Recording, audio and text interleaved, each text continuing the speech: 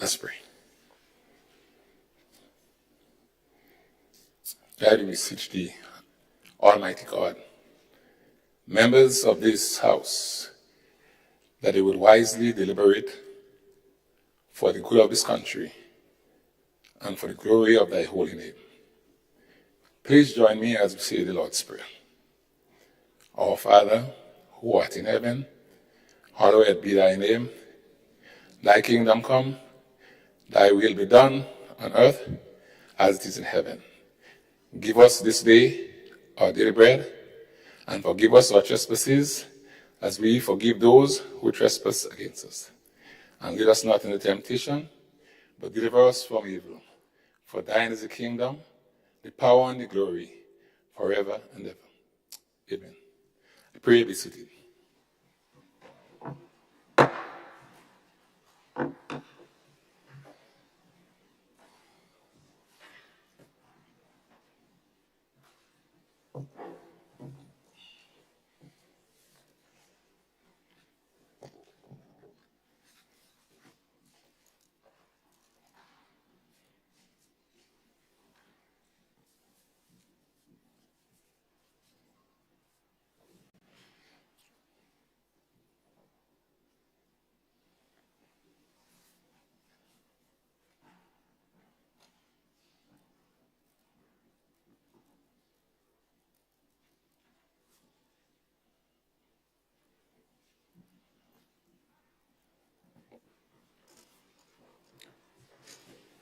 Item 3, oath of allegiance or affirmation of a new member.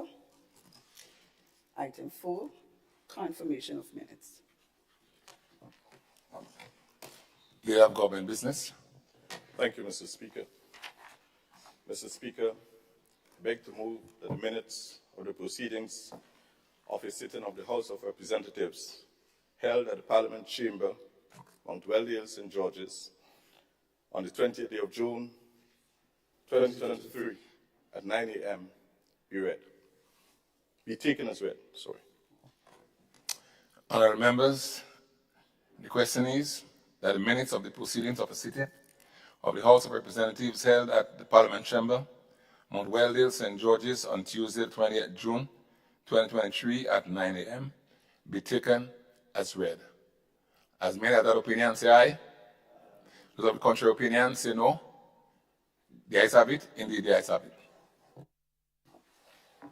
Leader of Government Business.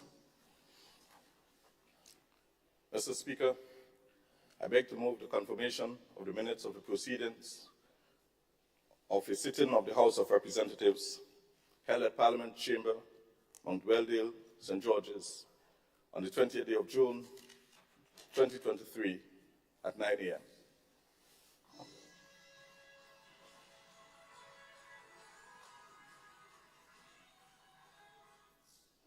Honourable members, the question is that the minutes of the proceedings of a sitting of the House of Representatives held at the Parliament Chamber, Mount Weldale, St. George's, on Tuesday, 28 June, 2023, at 9 a.m. be confirmed. As many other opinions say aye, of the contrary opinions say no. Indeed, the ayes have it. The ayes have it.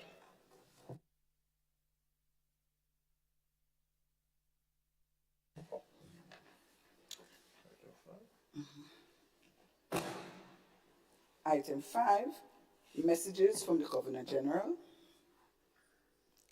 Item 6, announcement by the Speaker. Honourable members, I have 2 bits of announcements. First, we have word that the Honourable Evelyn Pierre can't make it to the sitting today. And the second, a previous sitting, I informed the Honourable House that in September we will have the day when our parliamentarians visit the secondary schools.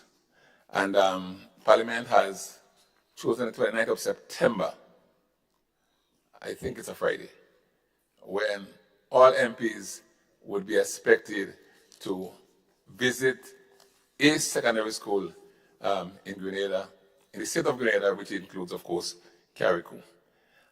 We would give further briefing, but we want the MPs to bear this in mind and keep that day on the calendar free, 29th of September.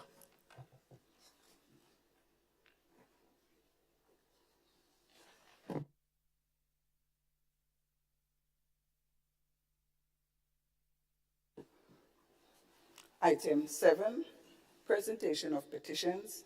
Item 8, presentation of papers and reports from select committees. Item 9, unopposed private business. Item 10, questions.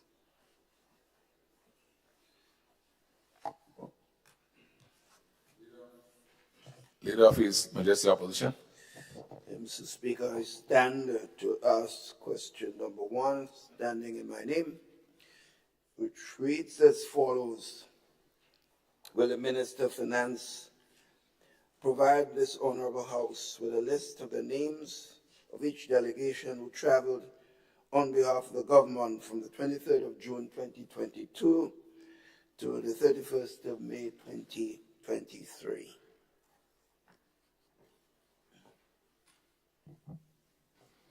Honorable Minister for Finance. Good morning, Mr. Speaker. Good morning to all the members of the House. At the last sitting, I provided a written answer to a similar question. However, it was alleged that the Minister of Finance did not provide an answer. I want to state here in this Honorable House that travel undertaken by members of Parliament. Just hold, Honorable MP for St. Patrick. Is Honorable Leader of the Opposition, can I turn off your light?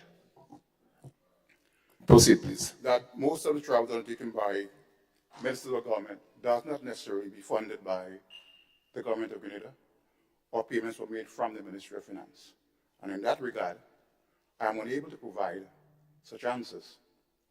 Again, the question that's been asked here is relating to June 2023 to May 2023. Again, I am not sure if there is an answer I can give to that one at the moment because I have not been provided with that information. Notwithstanding, if that information becomes available, I'll be able to provide that in the next sitting. I thank you. Honorable Leader of the Opposition. Mr. Speaker, answers to the questions are not about what a member feels, is what is required. It's not feelings. Member hopefully would learn that that's the case. The question is very specific, and the Ministry of Finance is the one responsible for all government financing. In the days of computer and data collection, it's pretty revolutionary. So, Mr. Speaker, it pains me to listen to the answer, what is perceived to be an answer. But, Mr. Speaker, let me just make this point. Remember, I keep asking over and over that these answers should be presented before, so that when I receive it, we receive it, whoever asks questions, including from the government side too, they'll be able to ask follow-up questions, which generally is allowed, as long as it's not out of line, so to speak. So the answer that I receive, and let me just read the answer. The total cost of each trip is not readily available within the Ministry of Finance, which is very strange. That said, the Ministry of Finance can provide a total cost of travel paid out of the consolidated fund month by month. If requested, the question was asked already. So I don't know if I'm requested again. This is not conditional. You simply provide the answer to the question that is asked.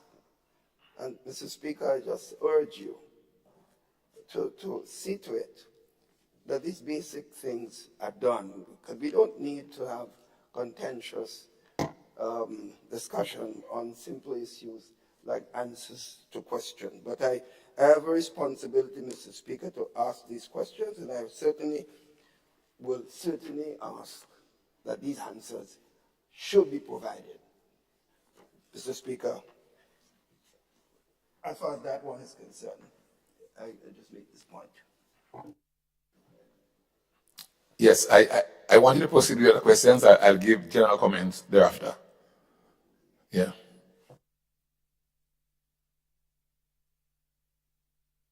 Your mic is off. Your mic is off. Oh. The next question was the Minister of Finance informed the Honourable House the total cost of each trip. In the event that the total costs are not available, in some cases, can the Minister of Finance inform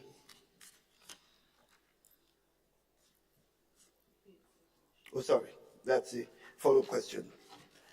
The next question, Mr. Speaker, question number 2. Will the Minister of Finance provide the Honourable House with a list of all names of each delegation who travelled on behalf of the government from June 23rd, 2022 to May 31st?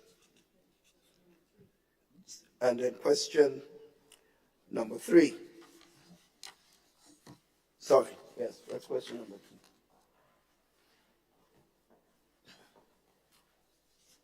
2. Is it, Honorable MP, is it question 2 that you want response to?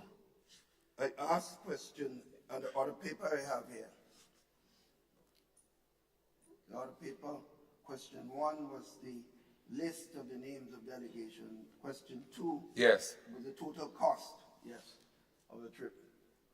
All right. So question 1, I have not received this list. No answer. Oh, no, I see. You see the point? Yeah, no, I see. That's why I myself was confused. Yes. About Yes. No, I see. One being 2. All right.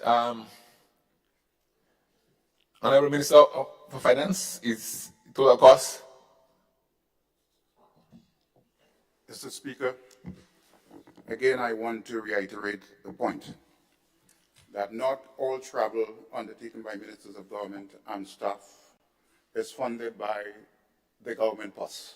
And therefore, if the Ministry of Finance does not have it in its system, it's impossible for me to report on those matters. Thank you.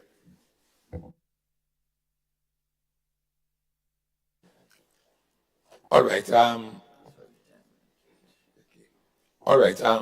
Honorable MPs, I want us to get to the point where when questions are asked, we can provide the answers that are available in the ministries or wherever. And I'm getting the sense that it's not all the time a minister travels or a government official travels, that the travel and the expenses are funded by the consolidated fund. Sometimes you have sponsors and donors that cover the cost.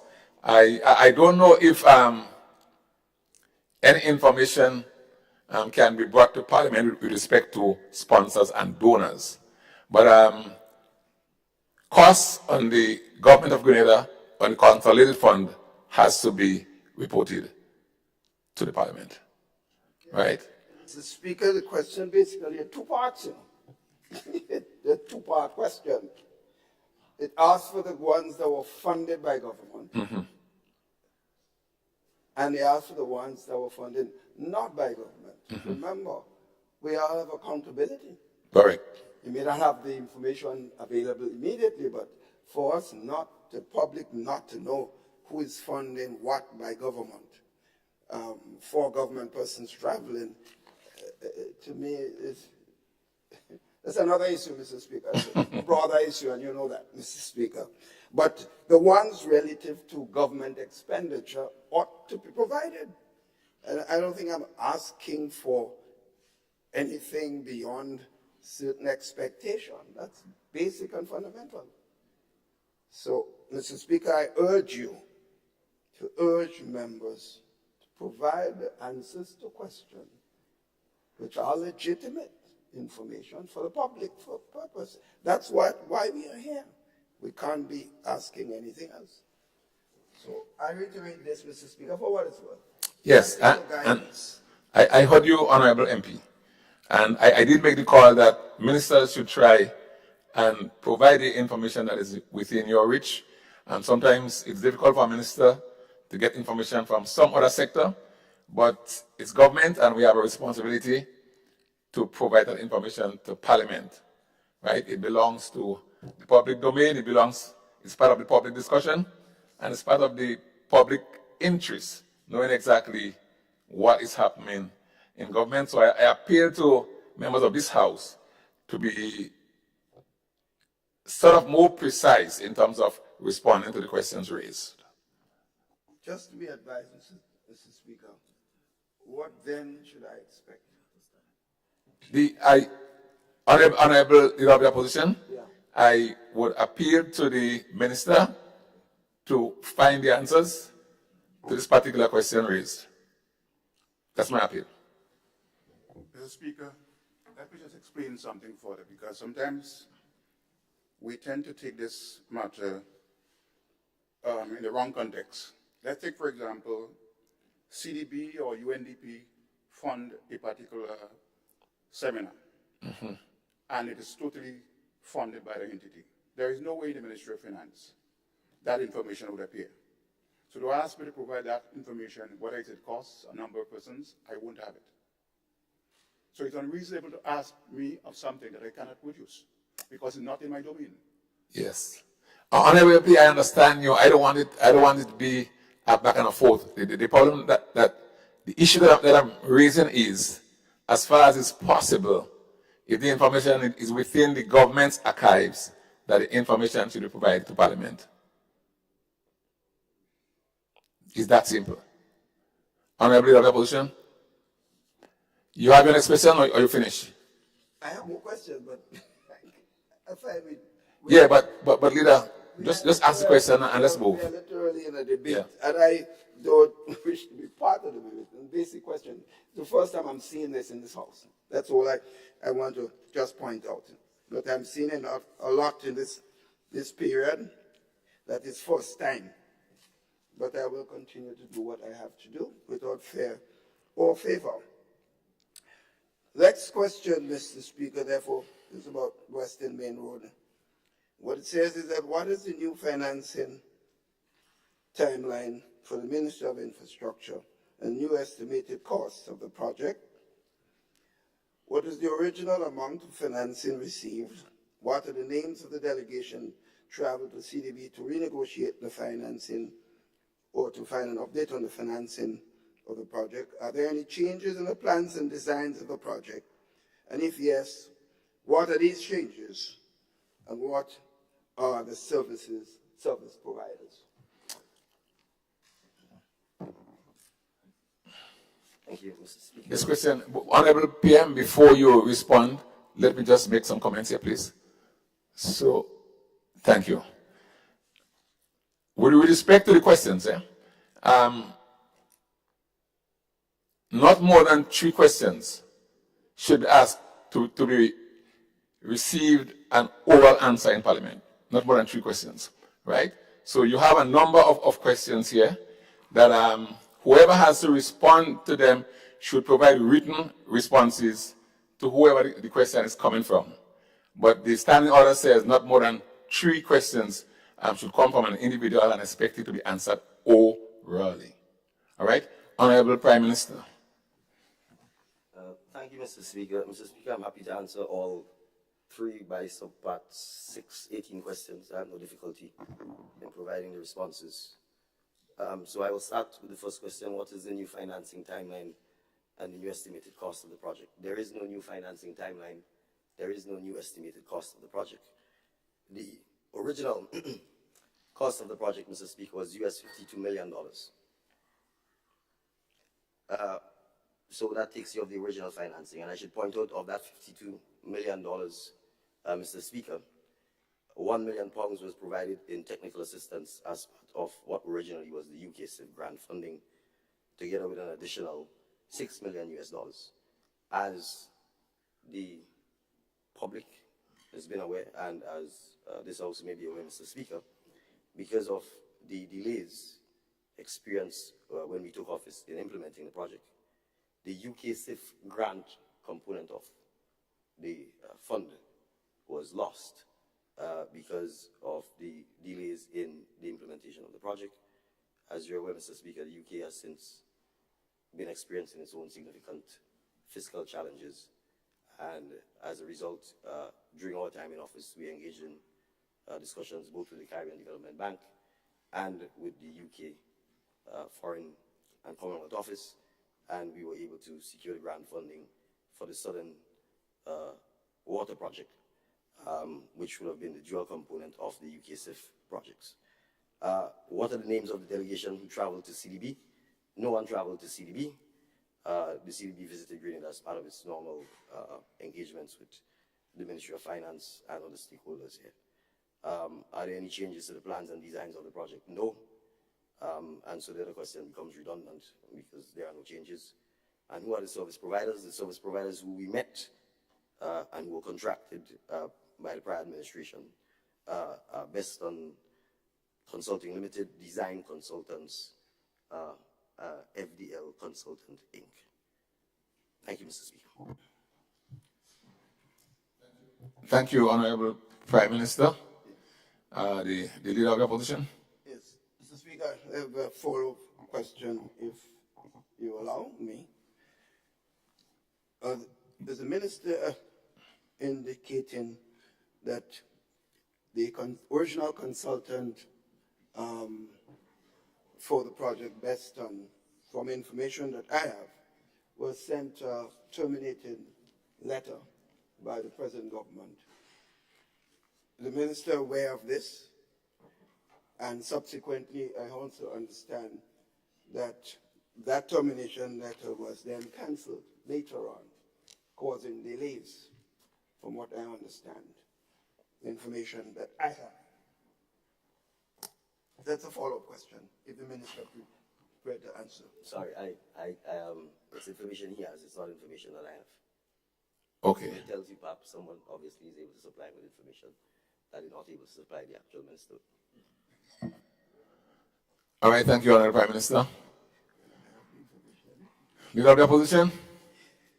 Second question, Mr. Speaker, is what is the concern that one is close to my heart? It concerns the Molyneux landslip. And it says, what is the time frame for the completion of this project now? Who are the current consultants? And who are the current service providers? Have new surveys been conducted? Are there any changes to the plans and designs of the project? And if yes, what are these changes? All right, Honorable Prime Minister, I suggest that you provide written answers to the leader of the opposition, because it's only 3 questions, oral questions, that are allowed to require oral answers. So I don't want a continuation of questions and oral answers. I'll be guided, Mr. Speaker, but given the discourse that went before me, I thought we'd be happy to have the public know the answers to the questions. Yeah, we have to stay within the standing orders as far as possible. Right? Honorable Prime Minister.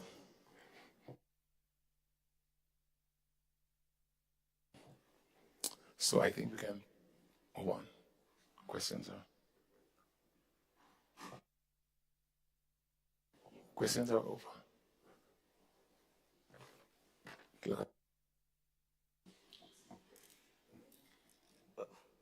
Sorry, Mr. Speaker, I want to be clear because...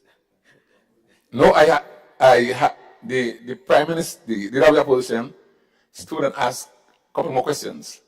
And I asked the Prime Minister to provide written answers, because more than 3 questions will be actually contravening what is in the standing orders, requiring an oral answer.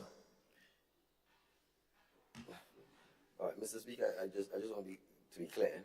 Yes. There's Western Main Road Project, Molyneux Landslip, St. John's River Project, and each of these have sub-questions. The question I'm trying to get clarified is, are these in fact 3 questions, Molyneux, St. John's, and Western Main Road, or are you treating the sub-questions beneath them as individualized questions, because therefore, if that's the case, then it means for both Molyneux and St. John's River project, you ask me to provide all of them as written responses. Am I correct? Yes, every question, every bullet is a question. That's why I read it. Every following question under the Molyneux landslip, the St. John's River project. Yes. You ask me to provide them the responses in writing. Yes. Okay. Yes. And all other questions pertaining to your ministry. Very well. Yes. Yeah. Yes, leader of His Majesty Opposition. Yes, Mr. Speaker, and therefore that brings me to an important point. Had these answers been presented before, whether it's written, oral, that does not matter to me, then I would have been able to assess them and then be able to ask follow-up questions accordingly, if they are allowed, because there are conditions for this. So that is the more reason that I've been stating over and over, these answers must be provided before we meet here. Because then to give me at the time I'm here, to say written, and I have not even seen it, then clearly it's not going to do justice to the present Parliament session. But I do want to correct one thing. The Minister of Infrastructure is not accurate when he says the Molyneux Slip and the Western Main Road 1 project. There were two projects. Western Main Road project was given and supported by the British grant. After that, we had the problem of the Molyneux Slip. The government then decided to fund that portion with local funds. So it's a separate question completely. And I'm not blaming the Foreign Minister for not being aware of this, but these are just factual information, because I was involved deeply with the Ministers of Infrastructures at the time. So there were really two questions. But the written answers would have been useful if I had them, Mr. Speaker.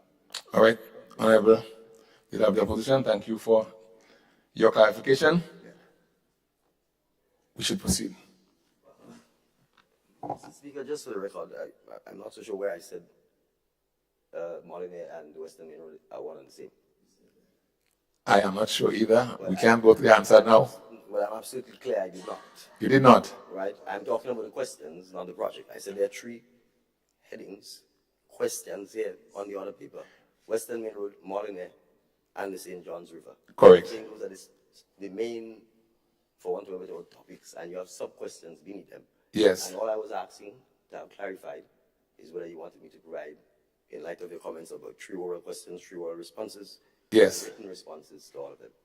Yes. I'm happy to provide the written responses. I just did not want to come here and say I will provide them at the next sitting, because I have the responses. So I'm happy to send them. Okay, thank you. Okay. So, Honorable Leader of the Opposition, I don't want a back and forth. no, I'm not. I'm going to the next question. Okay. Please do. Honorable Leader of the Opposition. Just a point that sub-question means something. Mr. Speaker, the third question is, what is the completion date of the project? What changes have been made to the project? What are the plans and replacement for the Humpback Bridge, that is the St. John's River? That is St. John's River project now. And are there any cost overruns? And if yes, what are the levels of the cost overrun? And so I assume the written answers will be provided, and give me an opportunity next time we meet and make the comments accordingly. All right, thank you.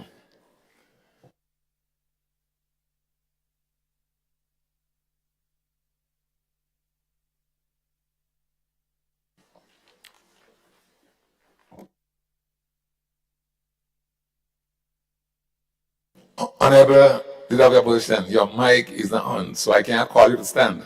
Okay. You have another question? Okay. Yeah. Please proceed. Please proceed. One question. Please proceed. Yeah. This question, Mr. Speaker, was unanswered, as you point out here, on the 18th of April, 20th of June.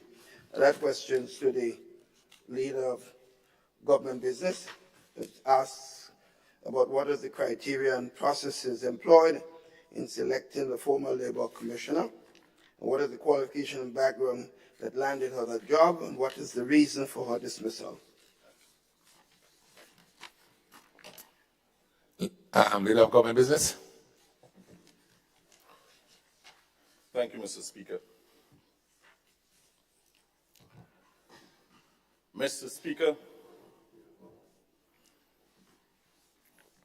via a Public Service Commission's circular dated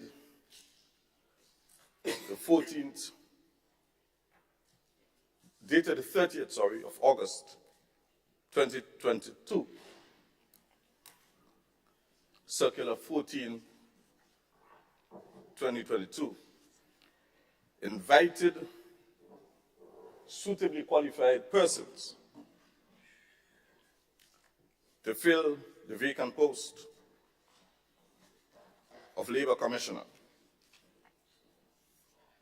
Mr. Speaker, the circular outlined the qualifications and experience required for such appointment and detailed the core functions, duties, and responsibilities of the Labor Commissioner.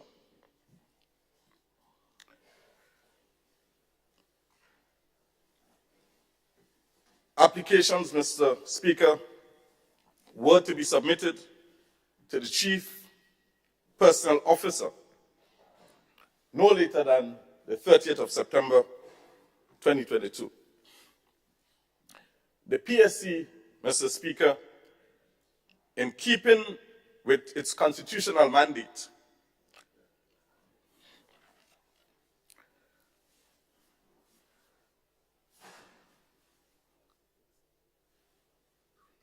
established a committee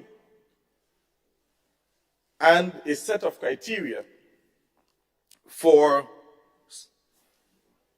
the assessment of suitably qualified candidates for the position.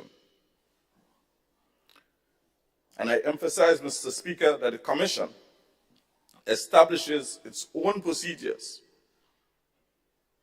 for its review of applications. And in its own deliberate judgment, Mr. Speaker, made an appointment of one Valerie Thomas for the position. Mr. Speaker, as per the background, qualification, and experience, Ms. Valerie Thomas is a graduate of the Cipriani College of Trinidad and Tobago in the field of labor and corporate studies, specialized in labor studies with an emphasis on labor administration, dispute management, and tripartite dialogue. Mr. Speaker, prior to assuming this responsibility here in Grenada, she worked for 8 years, one of the largest trade unions in Trinidad and Tobago.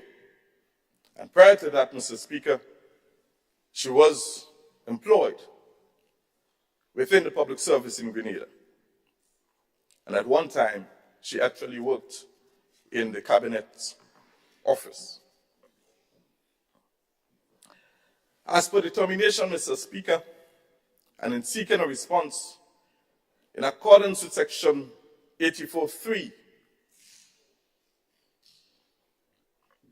termination is within the purview of the Public Service Commission. And in trying to obtain a reason or a justification, Mr. Speaker, I did not get permission or a reason from the Public Service Commission. Thank you, Mr. Speaker.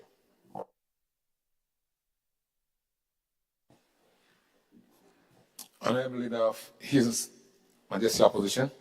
Yes, Mr. Speaker. You see, same point. I reiterate this point. If I had received an answer, written or otherwise, before, then it'd be easy for me to comment, because I do have comments, but I would want to see those statements in writing, as you in fact indicated that they will be given. So I look forward to receiving it, because clearly there are a lot of concerns with some of the points that were raised, but I would not make it a contentious issue at this sitting. Okay? All right, thank you, Leader of Government Business, and thank you, Leader of the Opposition. You should proceed. Item 11, urgent questions on the provisions of Standing Order Number 20, subsection 1, notice of questions. Item 12, statement by ministers.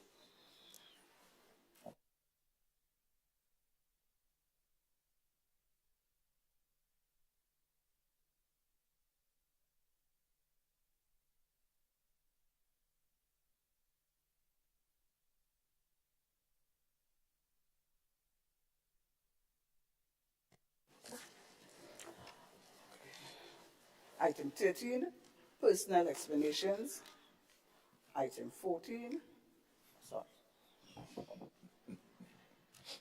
Leader of His Majesty Opposition. Yes, Mr. Speaker, I stand here this morning on an item that concerns me seriously by one person. And it's related to the whole issue of the serious upsurge in criminal activities in our country. An incident occurred few days ago in my home village, which I traverse regularly, and I happened to just pass just before, where there were serious confrontation with guns between the police and some citizens. Well, I shouldn't say citizens because we don't know who they are. Sure, some individuals. And literally gunshots in the village, in the streets, between the police and those individuals. It's quite serious, Mr. Speaker. I got calls, people were frightened and were asking me what's going on. And I realized I wasn't there. I was there not long before. I believe that this brings to light, Mr. Speaker, this serious issue that faces our nation at this point in time. And therefore, it gives me the opportunity to comment a little further, because that one involves me. I'm sure there are other issues involving other citizens in this country.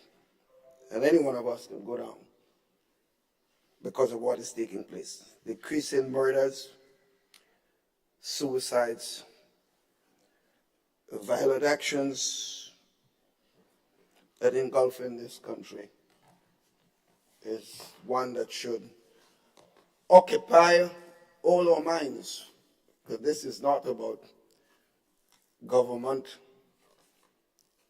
or about opposition or about any other group. It's about something that confronts every single one of us. Must be concerned about the safety. And especially in light, Mr. Speaker, that we're facing a national celebration where we'll have thousands of visitors. And of course, persons in our country will be feeling free to enjoy themselves at this particular time. It should therefore be of even more concern given what is ahead of us in terms of the national celebrations. There were 3 other incidents, or major incidents in the constituency, and of course other members may wish later on to talk about other incidents that have occurred in their own individual areas. My suggestion, therefore, is, Mr. Speaker, this we cannot say that is, well, I believe the Ministry of National Security has a fundamental and basic responsibility to lead in this exercise, but this cannot be an issue for the Ministry of Finance by itself. I think something that should involve the churches, government opposition, the private sector,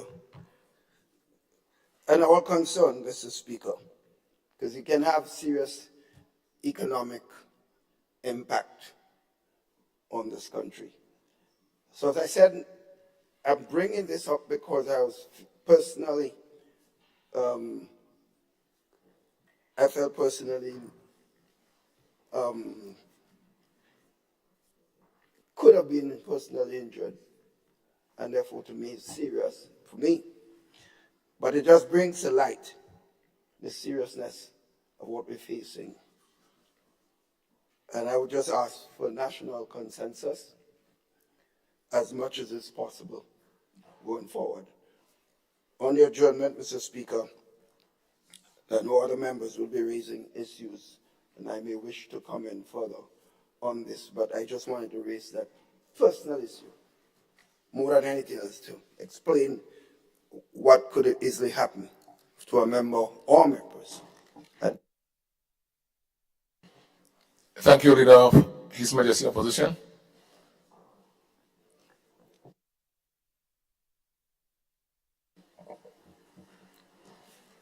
Item 14, motions.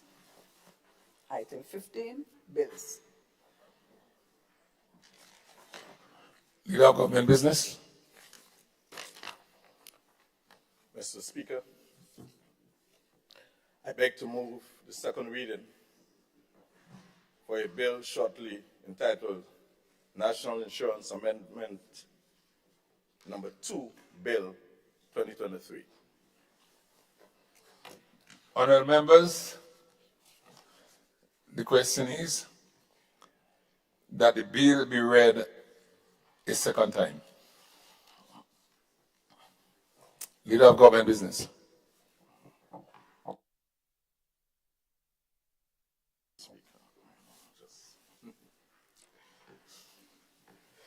Thank you, Mr. Speaker. Mr. Speaker, this bill contains 6 clauses and 1 schedule. Clause 1, Mr. Speaker, provides for the short title and commencement date of January 1st, 2024. Accordingly, this bill would not affect any individual who attained age 60 on or before the 31st day of December 2023. Clause 2, Mr. Speaker, seeks to amend Section 2 of the Principal Act to insert a new definition for the term pensionable age, which is defined in accordance with the timetable for the incremental increase set out in a new 3rd schedule to the Principal Act, the new schedule, which is the 3rd schedule. Mr. Speaker, Clause 3 and 4 seeks to amend Section 24 and 25 of the Principal Act, respectively, to replace the reference to age 60 in the Principal Act with reference to the pensionable age. Clause 5, Mr. Speaker, seeks to insert the 3rd schedule to the Principal Act. This schedule sets out a timetable for the incremental increase from age 60, which is currently existing at this time, to age 61, beginning in 2024, progressively until we get to age 65 in the year 2028. Clause 6, Mr. Speaker, and the schedule to this bill seek to set out the consequential amendments to other legislations that reference age 60. This legislation includes regulations already made under the Principal Act, namely the National Insurance Collections of Contributions Regulations, the National Insurance Contributions Regulations, the National Insurance Voluntary Contribution Regulations, the National Insurance Employment Injury Benefit.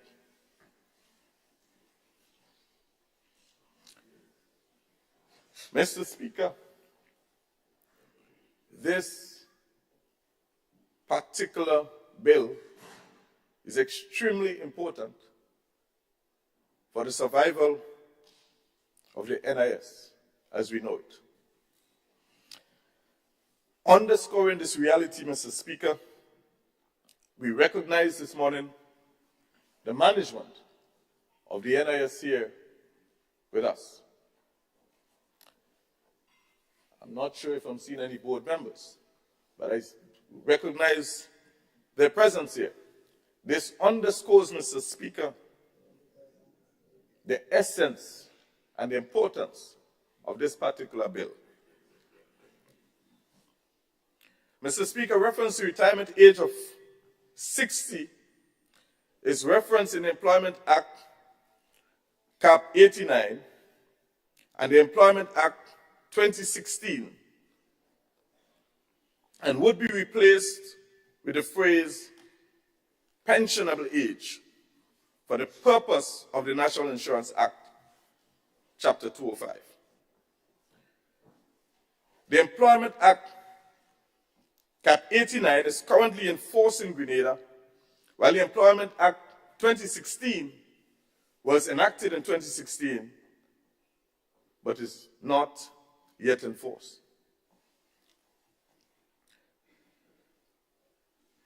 Let us, for a moment, Mr. Speaker, have a look at some additional legislations that this will affect.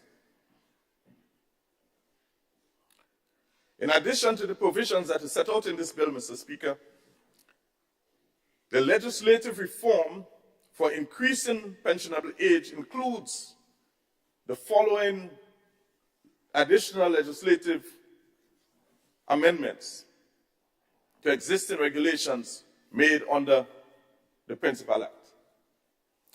The National Insurance Benefit Amendment Number 2 Regulation of 2023, as well as the National Insurance Employment Injury Benefit Amendment Number 2 Regulation 2023. So you recognize, Mr. Speaker, this particular bill spans a number of other regulations and legislations, and that is why this is so critical. The additional legislation provides primarily for an individual to opt to retire at age 60 and immediately receive a pension benefit under the National Insurance Act. And this is referenced as what we call now early age pension. Early age pension. So that is now permitted under the NIS. However, Mr. Speaker, the early age pension is reduced pension benefit, and the sum forfeited would depend on how early the person actually retires.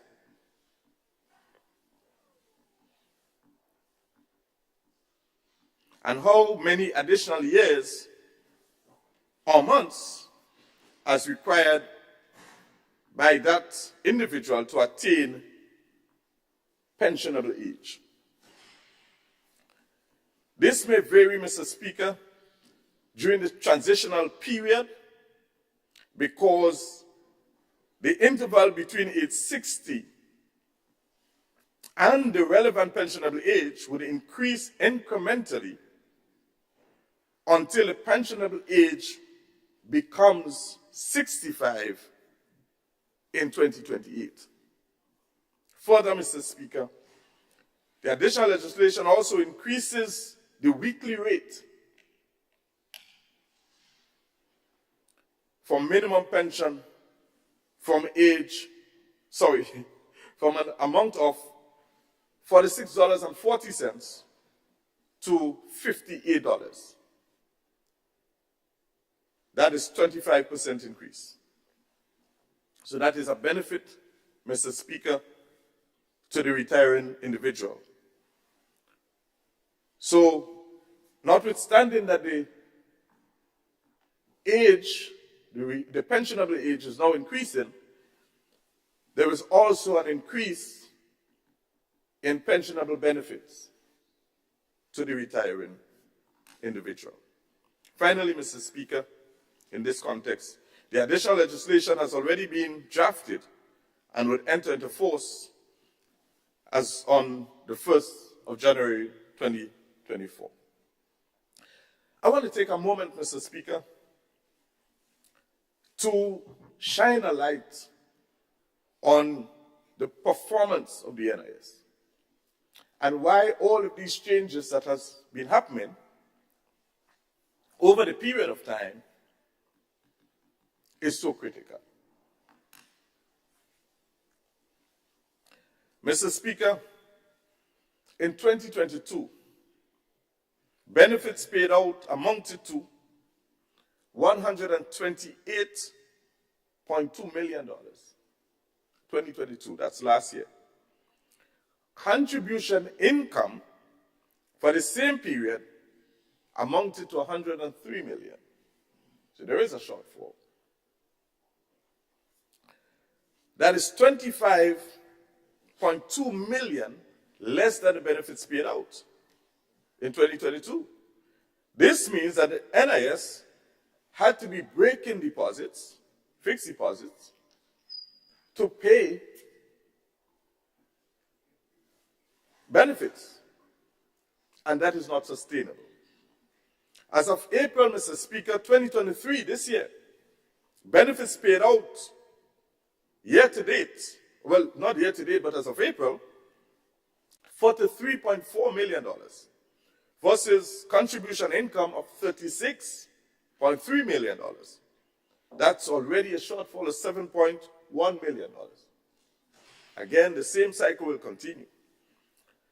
But we understand, unless these actuarial recommendations are not fully embraced, we cannot, Mr. Speaker,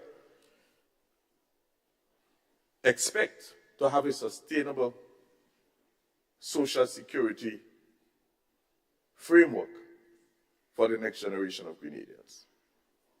So, these legislations are geared towards stopping the hemorrhaging, correcting a situation, and putting the national insurance on its right foot for the next generation of Grenadians. I make this statement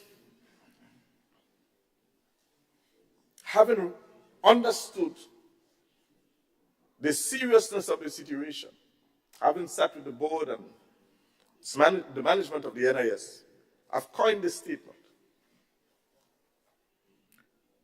We could have hard-working and efficient staff. We could have great operating systems and practices. We could have a brilliant management and a first-class board of directors with an eye for detail. But if government fails to make the appropriate legislative changes, the NIS, Mr. Speaker, will come crumbling down in a few short years.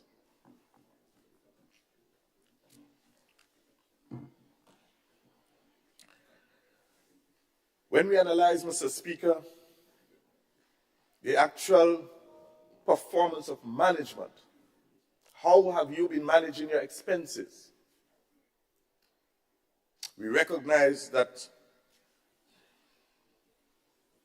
as per the legislation, the NIB is required by regulation section 20A to keep its administrative expenses within a ratio of 12%.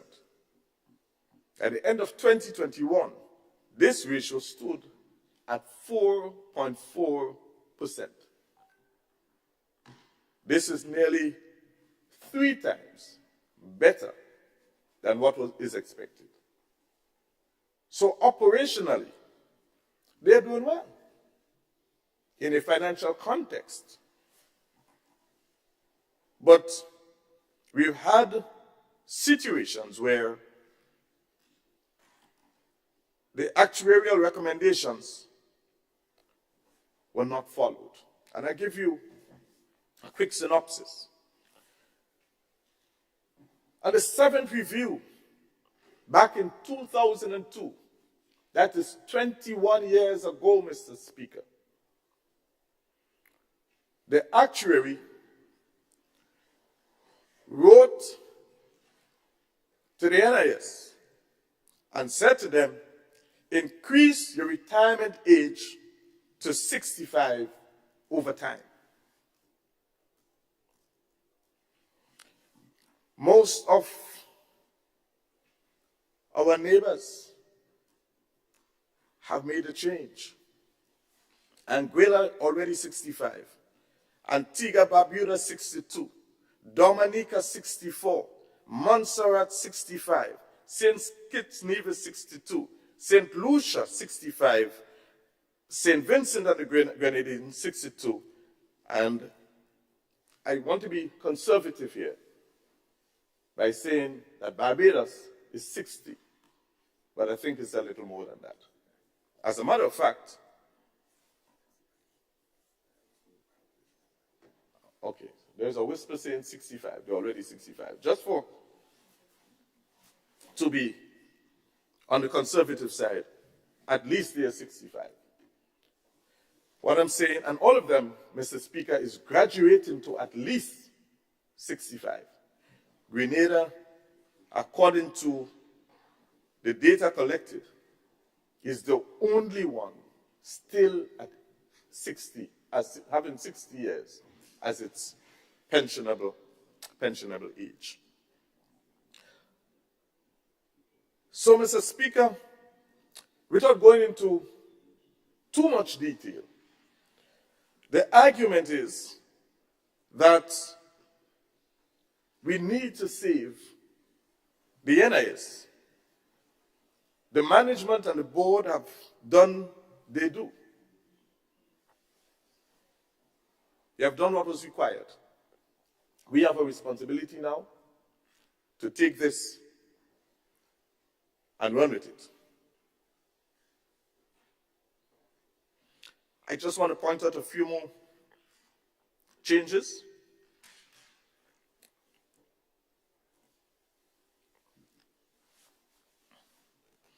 The current accrual rate, Mr. Speaker, would now move. The legislation, Mr. Speaker, seeks to adjust, the current accrual rate from 30% after the first 10 years and 1% for each additional year to 25%. So the rate moves from 30% to 25%. And over a 10-year period, 1% for each additional year. And that happens after the first 10 years.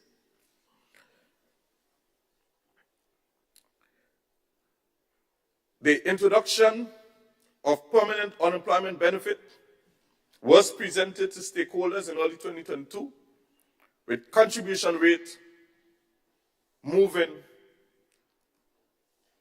increased by 1%, and that was done earlier in this year. So all of these changes, Mr. Speaker, have been embraced or were embraced as part of the strengthening mechanism of the NIS. Mr. Speaker, I conclude here, and I just want to thank you for the opportunity to present this bill in this honorable House, and I ask my colleagues for the support in this particular bill. Thank you so much. Thank you, Leader of Government Business.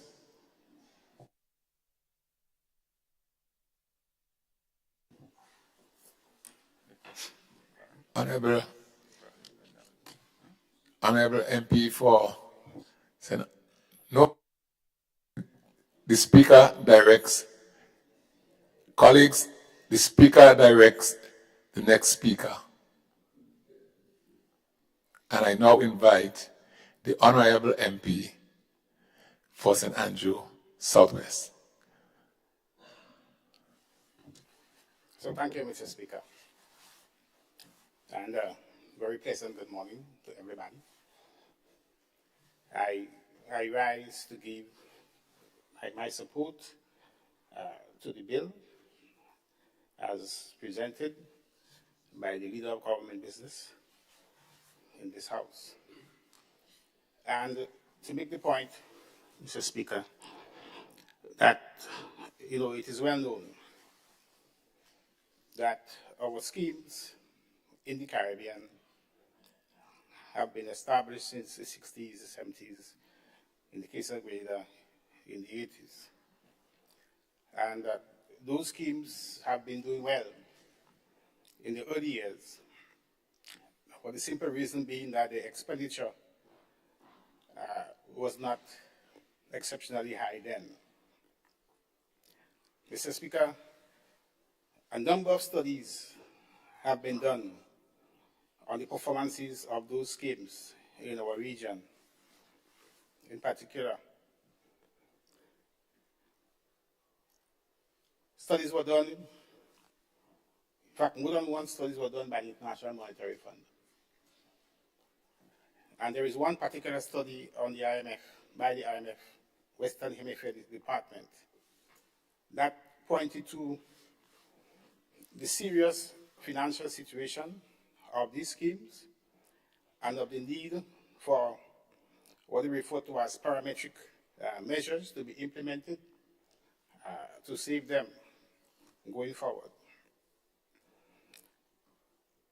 Similar studies, Mr. Speaker, as reported by the Leader of Government Business, were done by our actuaries, and our actuary would have, since 2007, made the point that we need to take those measures if we are to save our national insurance scheme.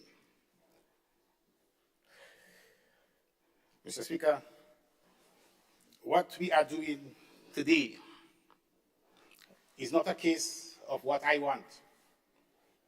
It is not a case of what you want, but rather, it is a case of what the situation calls for.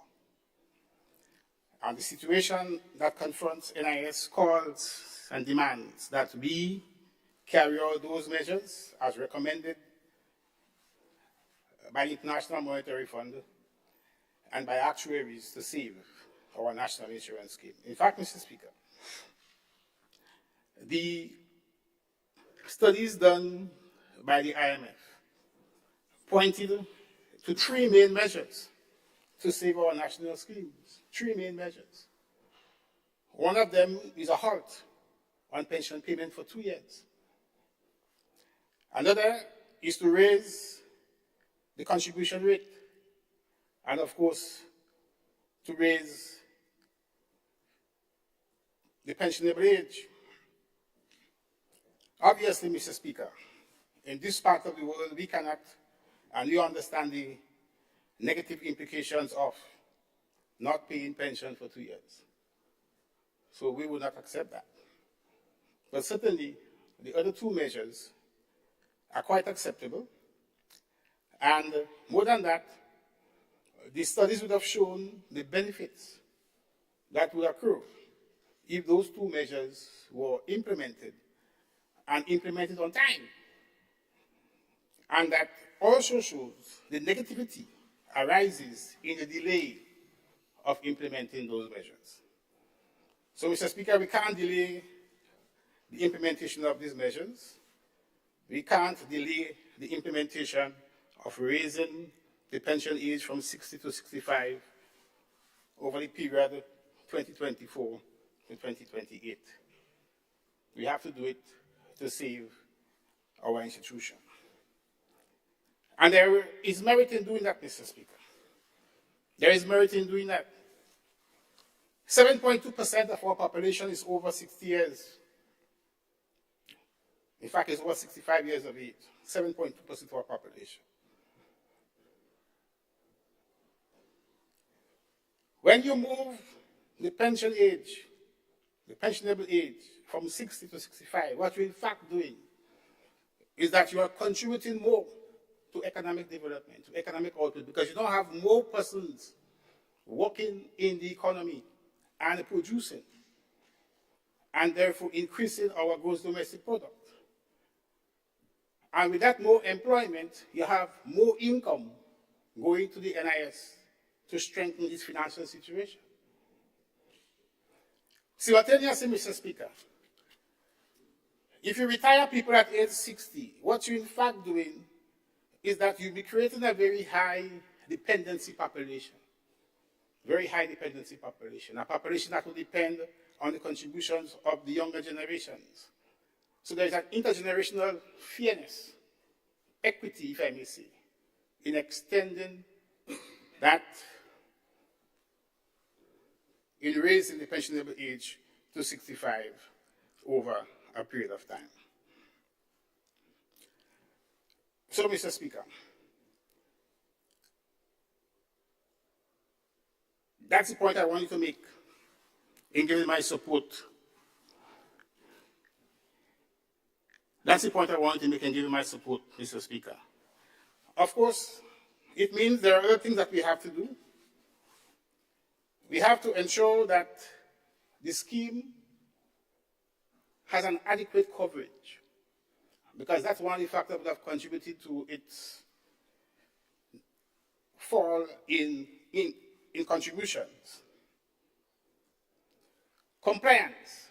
Compliance has to be strengthened as well. And the number of informal, well, we have seen the growth in the informal sector, and I'm saying the informal sector is a signal of a foreign economy.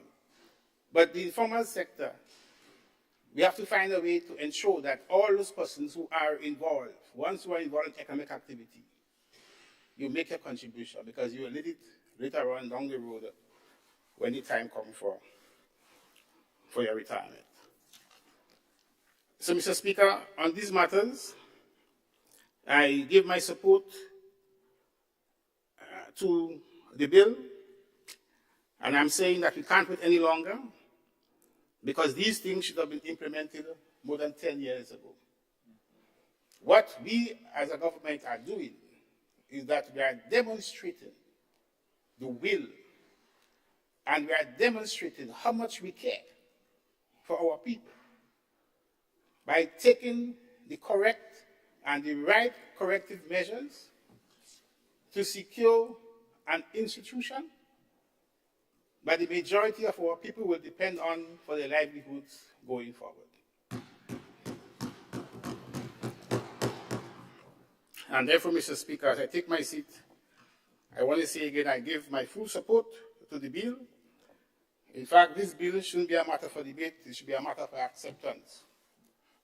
It should be a matter for acceptance, Mr. Speaker. Thank you very much.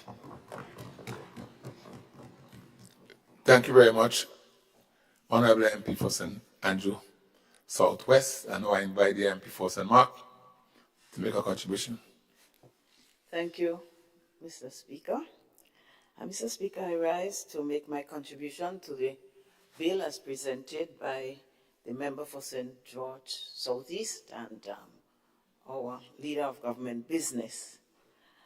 Mr. Speaker, as stated before, many countries have moved on with the age of retirement globally and, well, of course, regionally. And so some are in 62, some are in 65, some have plans for even increasing further, but gradually, so that persons are not unduly shocked in their day-to-day lives by the contributions. So, Mr. Speaker, this is well established, and I have no problem with that, and I'm sure none of us on this side have any problem with the increase. Mr. Speaker, during the occasion of the first reading, which was the previous sitting we had, I did raise some concerns about consultations, and I must say I have seen invitations.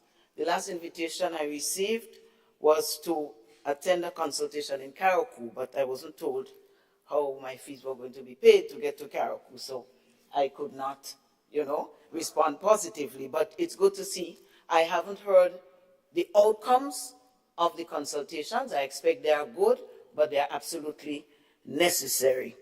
So, but I also want to say that NIS would be able to say that these consultations, they may be different, but they are not new, that it was started in our time, and therefore it is a continuation. And therefore, if there are members of NIS, whether from the board or workers who are in this honorable house, I want to welcome them because, through you, Mr. Speaker, because I think this bill is so important for all of us. And we have heard some of the details and the reasons why as given by our leader of government business.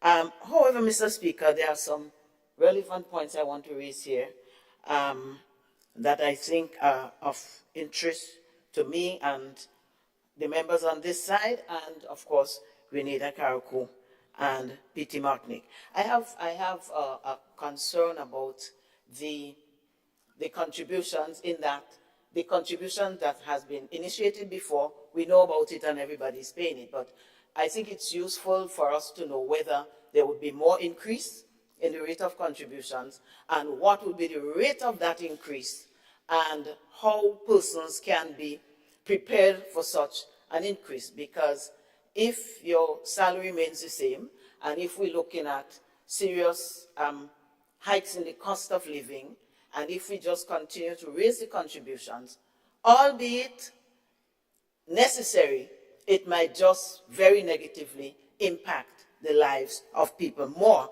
than it is impacting now. And we've seen the negative impact already as it is on the cost of living for persons. So how will there be increases? How will it be initiated? And will government or NIS or the powers that be, how will they ensure that these contributions will be sustainable to ensure that there is some quality of life left for persons? The other concern is that there are a number of persons. We're talking about January 2024, so it's less than 6 months away, and there are a number of persons who are close to that point, some of whom may have been looking forward to leaving at 60 and have plans, others for whom the news would be good, because there are some people who may still have financial difficulties and they're looking at what their pension, how their pension would meet those difficulties. So maybe an extra year, an extra 2 years might be very useful for them. So there's nothing harmful in that, but we have to look at the impact, and we have to prepare ourselves to avert them, to prevent them from adversely affecting persons mentally, psychologically, and otherwise. That must be prepared for. So while NIS is doing its job to go around and educate persons on what would happen? I believe there's a broader responsibility that rests with the government and whomever they designate to assist persons in making that transition. And we're well familiar with the term transition, but there is a need for assisting persons to cope with the upcoming changes, whether it be good for them, how it would affect them. I'm not saying it wouldn't be good for them. I cannot say that. I understand the necessity of doing it, but this is a question that needs to be answered, not necessarily just by saying, yes, we will, but by putting programs in place to assist people. We know that in other countries, just as how we see the good that they do, there are programs that they do to assist persons to adjust to the changes that they will encounter at retirement. There's one other thing, and I heard one of the members say that there will, by extending it, there will be more jobs. Does that mean that there will be more jobs created by extending the age? And how about the persons, the younger persons, who were looking and waiting for a seat to be vacated so that there will be some measure of upward mobility? Would that, what would be their expectations? And therefore, we have to manage those expectations and we have to assist people. I'm not saying that there's anything wrong in it, but we're seeing certain things happen to people. We're seeing a number of suicides. We're seeing things happen. And therefore, we have to, whenever there's something that has the potential to create a shock in people's lives, we have to have the responsibility, whether it's bipartisan, whether it's government only that does it, it's government's responsibility, it's government's prerogative, but there are always other persons in civil society who might be able to help. So these are some of the things that government has to preempt and prepare for. Persons looking for upward mobility, because somebody about 55 might be saying, well, I would like to be, it's an SAO, might want to say, I would like to be PS before I leave, or whatever. But that will take me another additional 5 years or 6 years, whatever. And again, this is not for debate, as was said by my friend from St. Andrews earlier on, but it is a reality that these things could affect people's lives, and we need to prepare for that. I also want to raise another context of the implication for the increase in age range. We are all aware that there are certain jobs that have more negative health impact on some people, on the workers, than others. So, for example, persons who deal with chemicals, mixing chemicals or whatever, persons who use heavy equipment like jackhammers, because they have been cited as being able to cause negative impact on the heart and other organs in the body. And I know some other countries, they do, even though they have a stipulated age for retirement, that they make allowances for persons whose jobs put them at a higher risk than the national level, that they can retire a little earlier, maybe 5 years, even up to 10 years earlier. These are some of the things that need to be given consideration. Mr. Speaker, the mention was made about compliance, and this is something that bothers me, and I wonder if every Grenadian was really compliant and paying, whether those in the formal sector or the informal sector, whether we would have the need for the size of increase that we're looking for, the number of years or whatever. I do not know. I have not heard any data on that to let us know how many people are really defaulting, especially those who are self-employed or persons in the informal sector. We also know, and I, as an MP over the years, have encountered it where employers have failed to make the necessary reduction, a payment, let me put it that way, for their workers. And so when workers get near to retirement, expecting to be eligible for some kind of payment, they get absolutely nothing, and they seem to have no recourse. So this is something that government with NIS needs to look at. How do you protect the worker that is employed by someone else, and how do you encourage others who are self-employed to pay? Because the blow hits them when they are approaching 60 or they get to 60, or whether they're looking at early retirement because of some infirmity, some illness, then they realize they did not make enough contributions, and by then it is too late, and then the burden falls on the government and other persons, and that is not how it should be.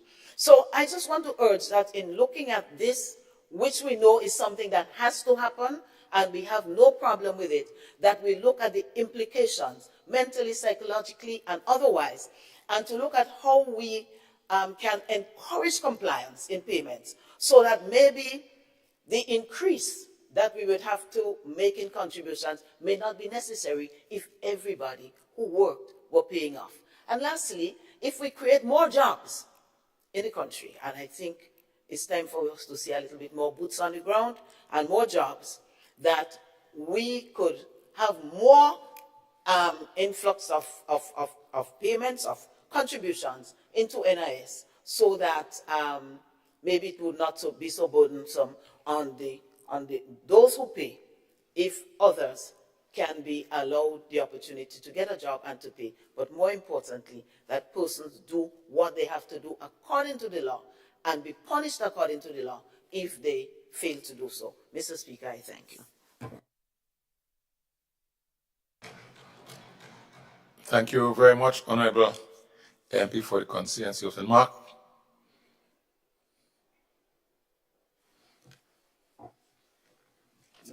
Honorable Leader of East Majesty Opposition. Yes, Mr. Speaker, stand for a few minutes. Basically, just to say, really I'm endorsing the comments of my colleague and the Member of Parliament for St. Mark's. And to say, like, as the presenter, the Honourable Member for Southeast, St. George's, and Leader of Government Business pointed out that this is an issue that has been around for a while. And clearly, the actual scientists cannot be said to be wrong in the prediction and observation of the estimate of what can happen over a period of time if we do not arrest this situation faced by the NIS. And I've always said there are several issues that I have had difficulties with the revolutionary government concerning how the rights of people were tampered with, and of course a lot of the issues related to that period. But we cannot fault the initiative of that revolutionary decision of bringing into place the NIS. But as we know, over a period of time, an act that might serve the country at the time, over a period of time, may need adjustments. And therefore, this is certainly what is happening. And I think we as a government then heard the report, questioned the presenters then, and asked all the relevant questions. So we have no difficulty with adjustments as being proposed. But as the member quite rightly pointed out,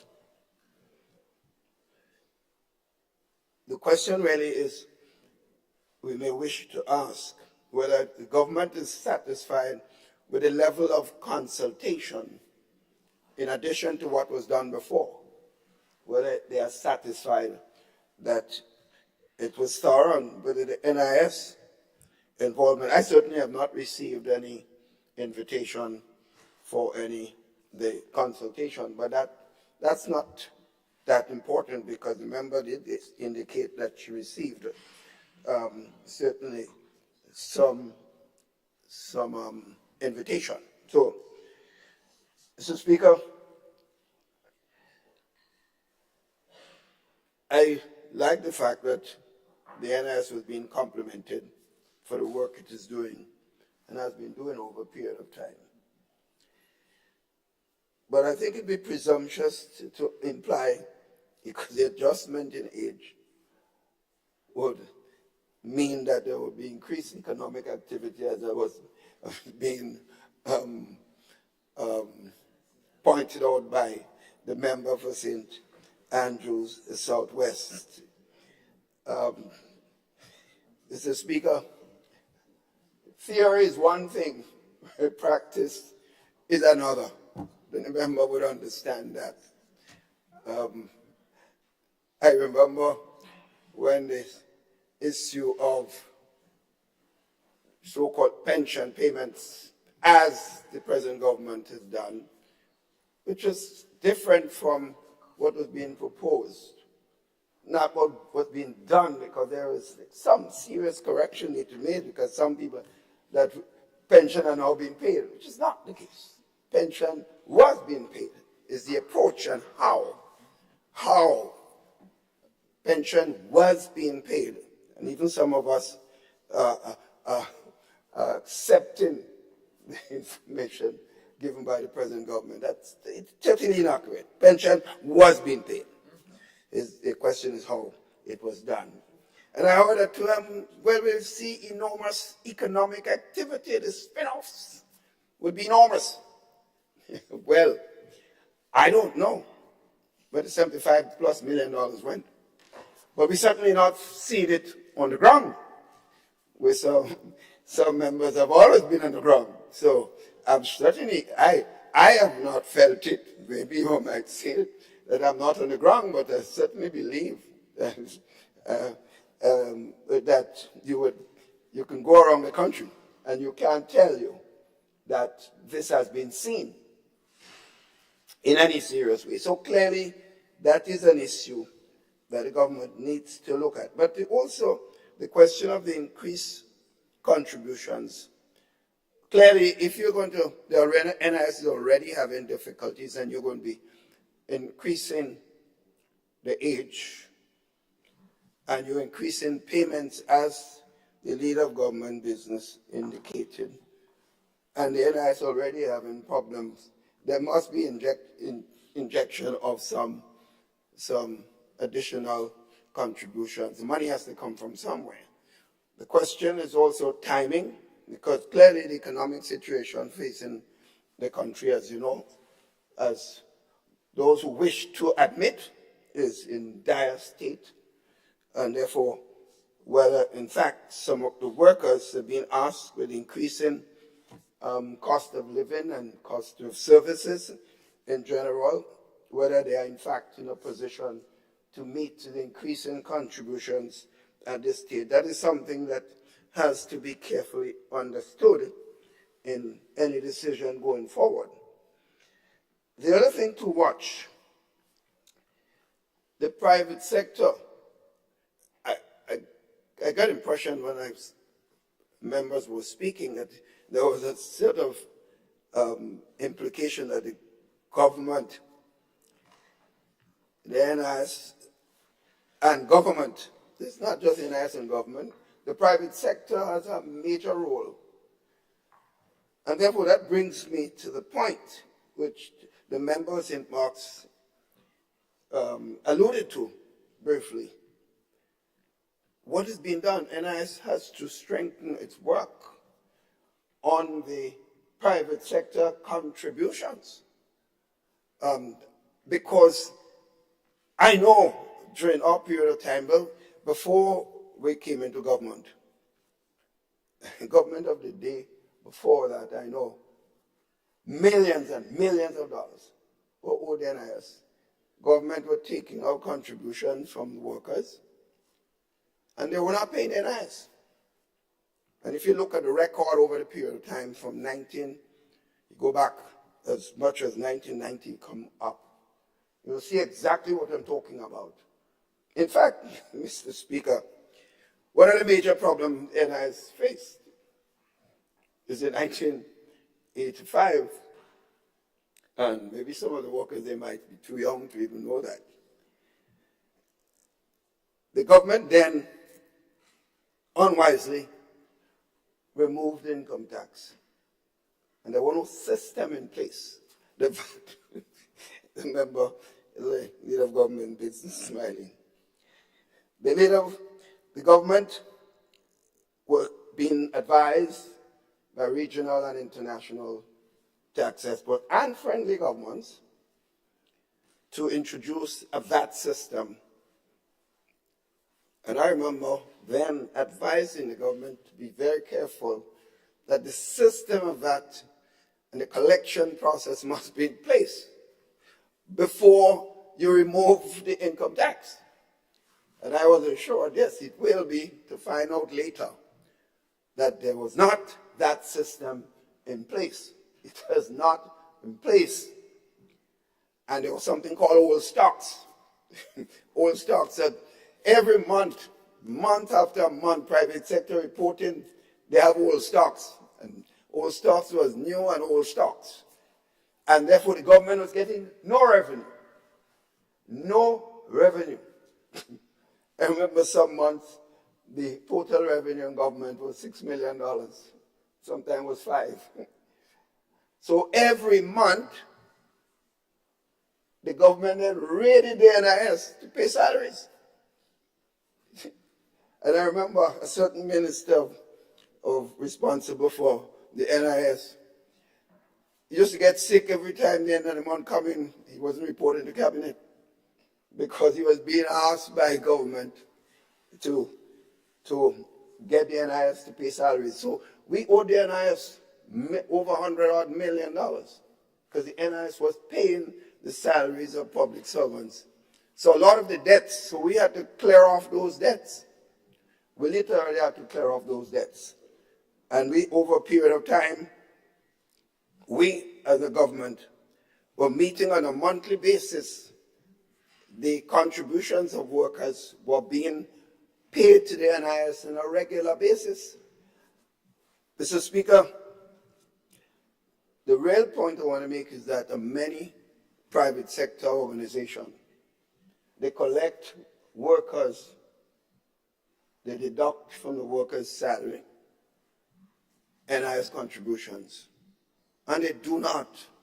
I talk a while about government over some period of time, but the private sector historically, and in some cases some members, continues to do so. I'm sure if you record it, is checked properly, you would see that some have a history of collecting the government VAT and not paying it, deducting their workers' NIS and not paying it over to the government. And therefore it's something that the NIS, because that one is not just for government, that the NIS has the laws in their hands.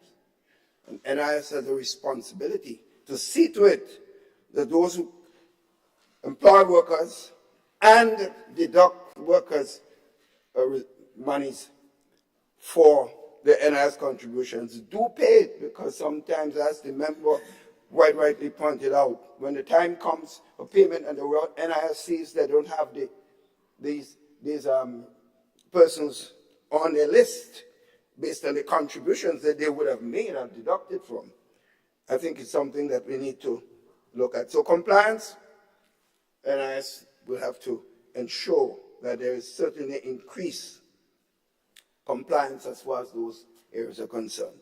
But we cannot fault. The NIS has done a noble job over a period of time. The management has performed well over a period of time, and certainly our job is to give them the necessary tools to be able to even effect even more development in the work that they're doing, and of course the contributions that they make to workers in the time that they need it in a later period of their life. So I'm sure that members on this side, even those that may not speak, will clearly be supporting, and the peers on the government side, there's a strong support for the initiative taken here today. So that's my contribution as far as that issue of the NIS is concerned. Thank you very much, Leader of His Majesty Opposition. Honorable MP for the constituency of Carriacou and Parliamentary. Thank you, Mr. Speaker, honourable members.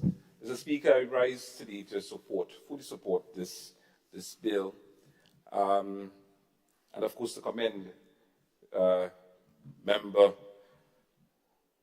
of government's business, leader of government's business, and the team at NS for their work, and of course commend them, of course, for ensuring that the bill, the timely one, has been presented here in this honourable House today.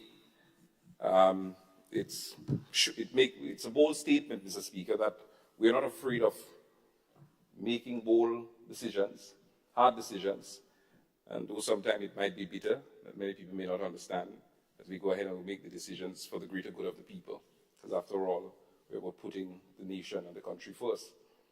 Mr. Speaker, I'm happy because the people that I've interacted with, many of them in the twilight years, are happy for this bill.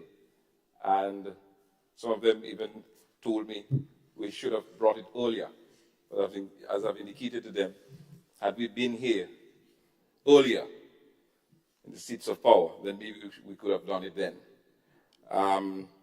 But certainly, Mr. Speaker, we should not be pigeonholing our elders and making them feel, well, at age 60 you can't walk no more. Because the reality is a number of them can make contribution because of the wealth of knowledge and experience and expertise. And I can see the public service and the private sector being transformed as a result of this bill, where teachers, doctors, resource personnel, and others may stay on a little bit longer to help to transfer their knowledge and expertise, which will help with our economic activities. I mean, that's one way in which our economy will start performing, doing a little bit better. So this bill has my full support. You know, even in this honourable House, Mr. Speaker, we have people that are over the age of 60, 75, and they are doing well and they are contributing to nation building. So too, with this bill, we would have people contributing at age 60, 65, thereabout. So, Mr. Speaker, this bill has my full support. Thank you. Thank you for your contribution, Honourable MP for Carriacou and Parliamentary. Honourable Prime Minister. Thank you, Mr. Speaker. I also rise to give my support to the bill. Mr. Speaker, I want to point out the fact that the bill takes a graduated approach to increasing the pensionable age over a 5-year period. And so obviously it demonstrates, while I'm sure it would have been easier to probably go straight to 65, it demonstrates that the technicians at the NIS and the other persons who are involved in making the recommendations for policy and legislative change realize that given what is involved, and that persons obviously perhaps might have been planning that retirement would be 60, obviously would now be given additional time, knowing that it would be a graduated approach rather than it being dropped suddenly. The intention, Mr. Speaker, obviously, if passed in the lower house and in the upper house, is that the bill will go into effect January 1 of 2024, so that in 2024, the retirement age now becomes 61. In 2025, it becomes 62, etc., as we go on over the next 5 years. Mr. Speaker, I must commend the board and the staff and management of NIS. Because, Mr. Speaker, I'm sure you would appreciate this particular bill is one in a series of legislation that has been coming to Parliament to address the National Insurance Scheme. And while this one is dealing with pension, there's been several other pieces which have, in a general sense, been dealing with the sustainability of the fund, as well as ensuring, Mr. Speaker, that there's also equality with some of the benefits that persons derive from. And as recently as I think the last sitting, we approved, Mr. Speaker, ensuring that the anomaly where if your parents literally did not take care of you, you were punished by not having the opportunity to benefit, which actually should be in a situation where you should be given great opportunity to benefit because your parents might have neglected their parental obligation. So, Mr. Speaker, I want to commend the Leader of Government Business, NIS, board, management, and staff for ensuring, Mr. Speaker, that the actual decisions have been taken, encouraging us to take the hard decisions to ensure that we can make the fund, the entire fund, more sustainable. Mr. Speaker, it is important to point out that these recommendations are not new, and they've been sitting there for several actual reviews. And many of the former policy holders simply did not have the testicular fortitude. That's putting it kindly, to do what had to be done. And I would point at one other thing, Mr. Speaker. You know, we talk about private sector employers not paying their contributions to NIS. But we also have to talk about the policies that government itself has pursued over the last decade or so, which has been inimical to the sustainability of the National Insurance Fund. We have to talk about it, Mr. Speaker. So when we put that mirror on, we have to shine it on us as well. So, Mr. Speaker, we are aware. We are aware, for example, that the National Insurance Fund has written to the Ministry of Agriculture, pointing out that there are several workers working there for whom no NIS is being paid for. This administration didn't hire them. They were hired under the former administration. There are several hundred workers who were put on contract for service and told, you deduct the money from what I'm paying, the entire amount, and pay tenants, when they know very well that they are employees. They are no independent contractor. They're not working with several different companies providing the service. They're working for the government, the state of Grenada. And several of them have been placed in a position, and let's understand that. It is not just about your pension, because oftentimes as long as you're working, you don't think of a pension. It's about the maternity leave, the sick leave, the workman's compensation if you're injured on the job. If you're not contributing to the fund, you are essentially excluded from the social security safety net that is established by the state of Grenada. And the former administration took a deliberate policy decision to put hundreds of persons in a position where they were outside of that safety net and were not contributing to the fund. So, Mr. Speaker, we have to understand, and there's a reason why the law was set up where the employer deducts the money and passes it over, even if it's a joint contribution, because there was clear wisdom that if you leave it to employees to pay, that they will not pay. And there is no mechanism for NIS to extract that payment from the employee. So, Mr. Speaker, I certainly agree that all employers, both public and private sector, are required to comply with the law and to pay the NIS because of the significant social and economic implications it has for the workers of the country, and that includes the government. And so, Mr. Speaker, I am happy to indicate that as I support this bill, that come 2024, as we embark upon the regularization of persons who are employed by the government as employees, there are some genuine instances where persons are properly independent contractors. But where they are employed as employees, Mr. Speaker, our policy will be to deduct and pay both the government and the employees' portion contribution to NIS, so that the fund will continue to be sustained. Thank you, Mr. Speaker.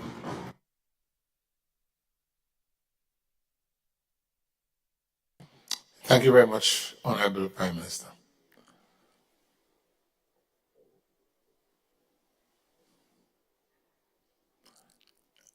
I take it that who wanted to make the contribution have in fact made the contribution. Oh no. Did I have government business?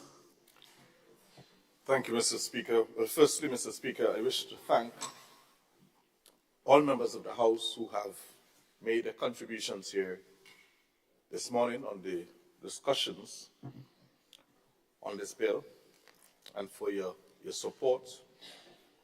I believe that this is a national issue, and your support here this morning and your contribution certainly underscores the fact that this is a national issue.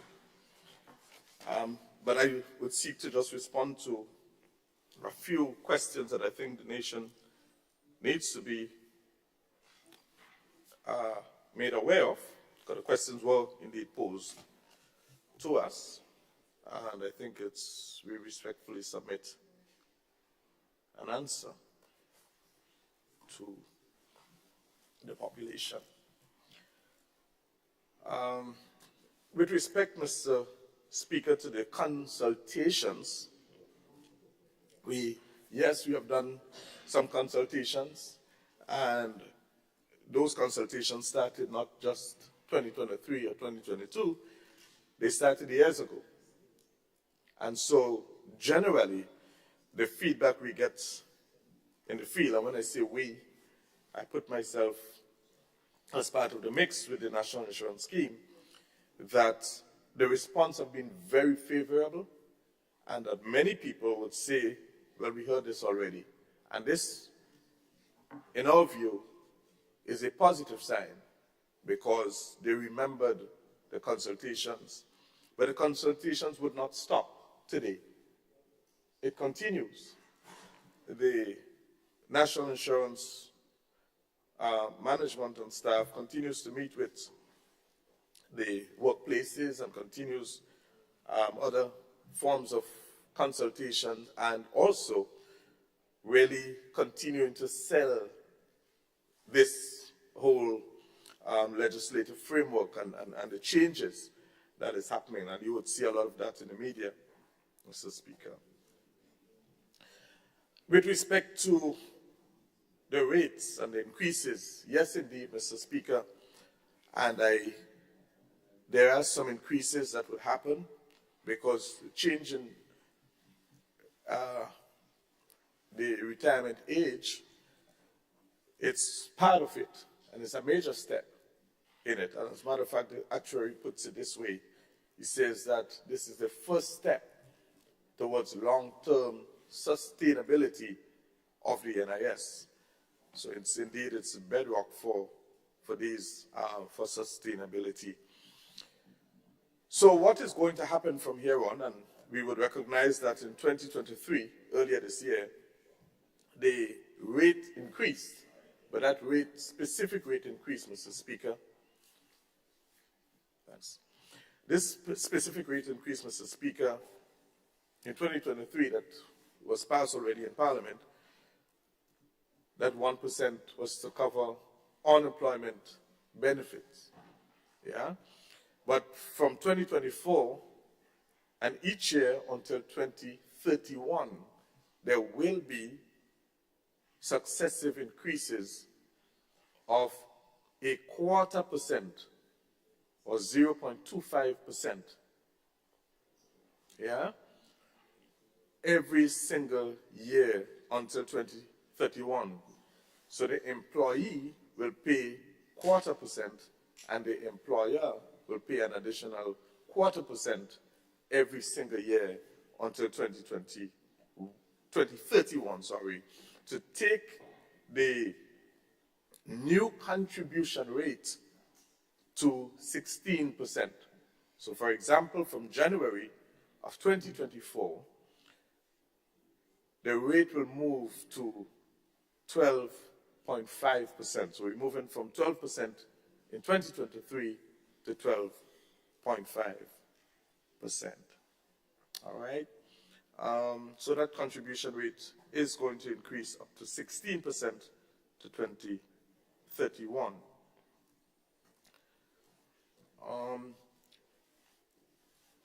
in the context, how many more years are we buying when we make all of these parametric changes? Really and truly, we would get to, if nothing changes,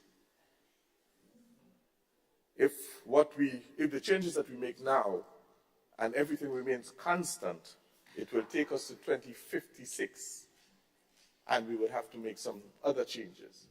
What we would hope, Mr. Speaker, is that we see some changes or a reset of the population.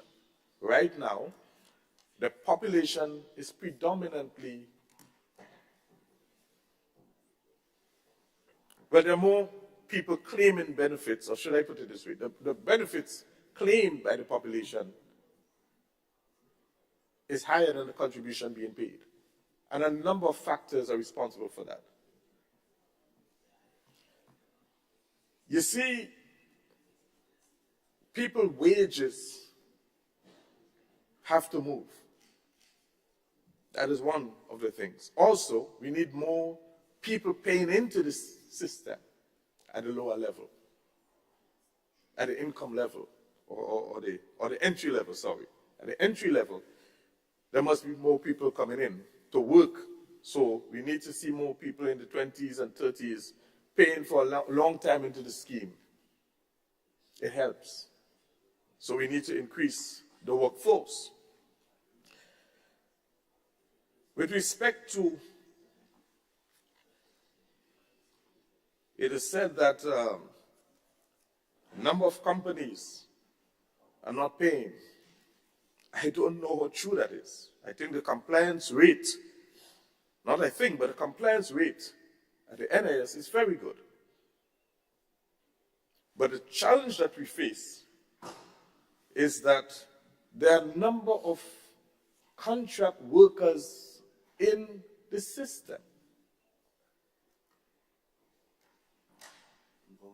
Government contract workers who are not paying the NIS. You see, when we break the public service by moving away from regular employees or permanent employees into contract workers, this is where the problem is. So I think the leader of the opposition might be referring to contract workers as if they are the private sector. But contract workers are not the private sector. They are not represented as the public sector. As the private sector. Contract workers are not part of the private sector makeup. It is part of the public sector staff. Therefore, this government, Mr. Speaker, as of January 2024, I hope I'm not putting the Prime Minister on spot here, will ensure that contract workers, especially those employed with the Ministry of Agriculture, and I see copious notes are being taken at this time, and that is good, because we are always true to our utterances. As of January, we will work towards ensuring that all of these contract workers begin to pay the NIS. How is that going to be done? We will deduct it at source. So we will not pay staff and then expect them to go and pay the NIS. We will deduct it at source and pay it over to the NIS and put an end to that problem that has plagued us for quite a while. And really and truly, the regularization of employment within the service, the process has started, Mr. Speaker. And it is indeed a process. And not trying to make politics of that, but to be honest with you, I am very surprised at the state of the public service. People need to feel a sense of accomplishment when they get a job. They need to feel stability and a sense of belonging and a sense of pride when they get a job, especially with government. Anyone for that matter, but especially with the government. So when you give a contract for service to positions that should be regular employees, and there is no long-term engagement, contracts having to be renewed every year, and there is no sense of security for these employees. Just think, Mr. Speaker, how that affects the morale of these staff. We must fix this problem. We recognize it is not an easy fix. It will take time because it's much worse than we thought. But together, we are going to ensure that it is done. We continue to call upon the general population and the private sector to make your contributions to the NIS. I want to highlight the fact that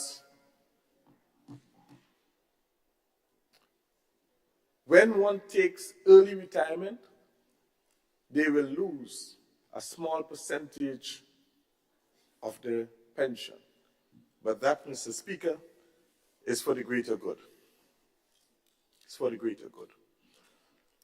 By so doing, by making that small sacrifice of 5% for every year for every year of early retirement,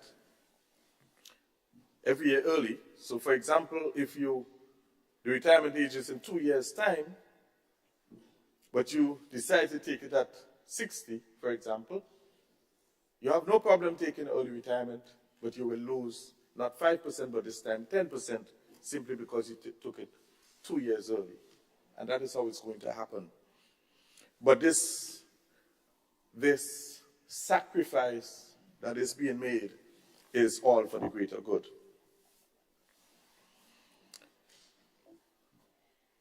Mr. Speaker, I say finally that the NIS, the government of Grenada, and the people of Grenada are called upon to make some tough decisions now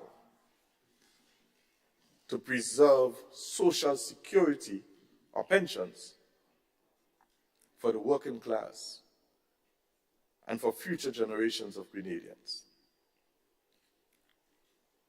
Generally, Parliament this morning, I proudly say, all of us have endorsed this legislative change. By accepting these changes, we are literally writing a legacy which our children, grandchildren, and generations to come will be proud of. Thank you, Mr. Speaker. Thank you, Leader of Government Business. Honourable members, the question is that the bill be read a second time. All those who are of that opinion, say aye. Of the contrary opinion, say no. I think the ayes have it. The ayes have it. A bill for an act shortly entitled National Insurance Amendment Number 2, Bill 2023. Leader of Government Business. Mr. Speaker, I beg to move that the House resolves itself into a committee of the whole House to consider the bill clause by clause. Honorable members, the question is that this Honorable House resolve itself into a committee of the whole House to consider the bill clause by clause. All those who have that opinion, say aye. Those of the contrary opinion, say no. I think the ayes have it. The ayes have it.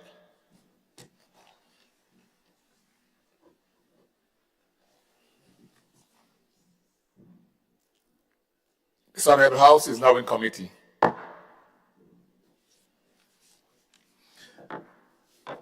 Clause 2, amendment of Section 2 of Principal Act. Honorable members, the question is Clause 2, amendment of Section 2 of the Principal Act.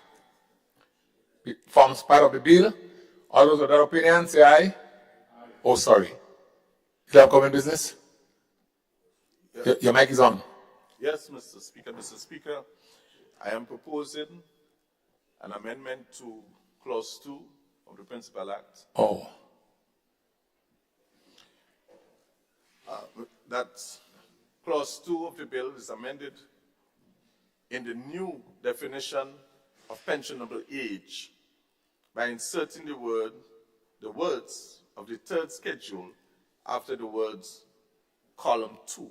So if you look, Mr. Speaker, at the bill, we would recognize under Clause 2 the last phrase that says, on the last line, it says, insured person must attain within the respective period in column 2. After column 2, we insert pensionable age.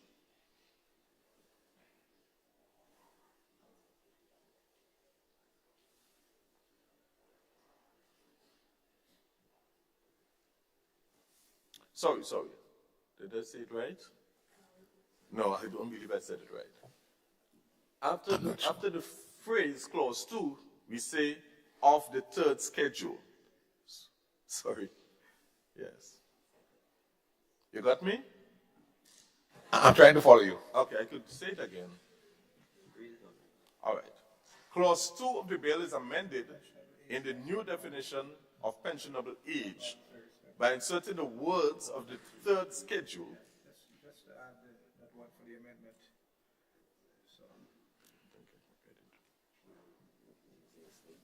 So that's that. So yes.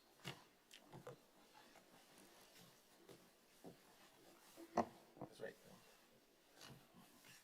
This pensionable age means in relation to an insured person, pensionable age is specified in column 1 of the third schedule that the insured person must attain within the respective period in column 2, pensionable age. So that's at the end of Just add pensionable age. Yeah.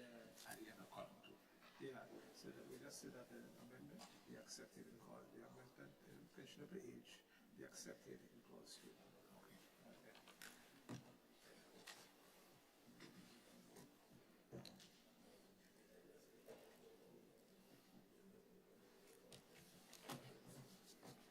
All right.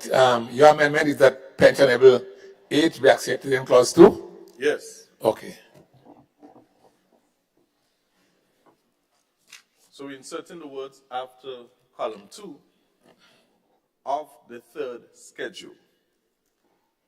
Okay. Pensionable age be added, right? In clause 2. That's your amendment, Honorable Leader of Committee. Yes, Mr. Speaker. Yes, Mr. Chairman. So, Mr. Clark, you go ahead.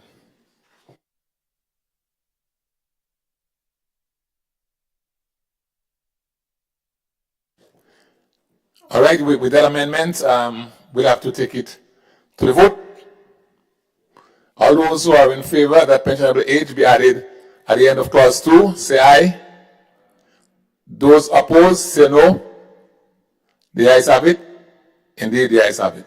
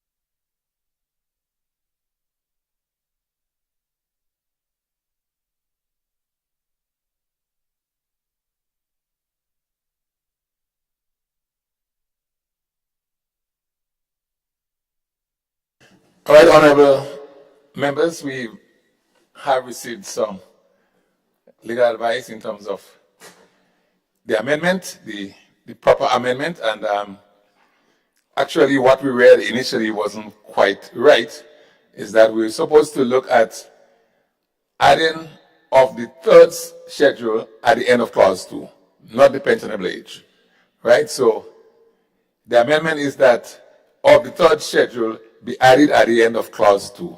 We now take the vote for this particular piece of amendment. All those who are in favor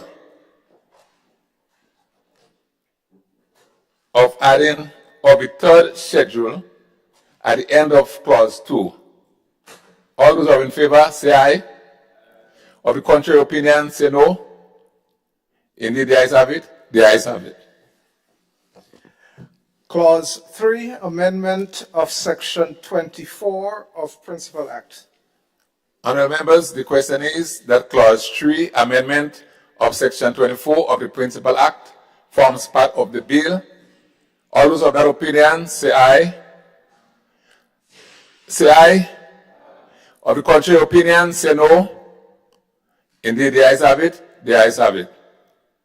Clause 4, amendment of section 25 of Principal Act. Honourable members, the question is that clause 4, amendment of section 25 of the Principal Act, forms part of the bill. All those who have that opinion, say aye. Of the contrary opinion, say no. Indeed, the ayes have it. The ayes have it. Clause 5, insertion of new third schedule to Principal Act.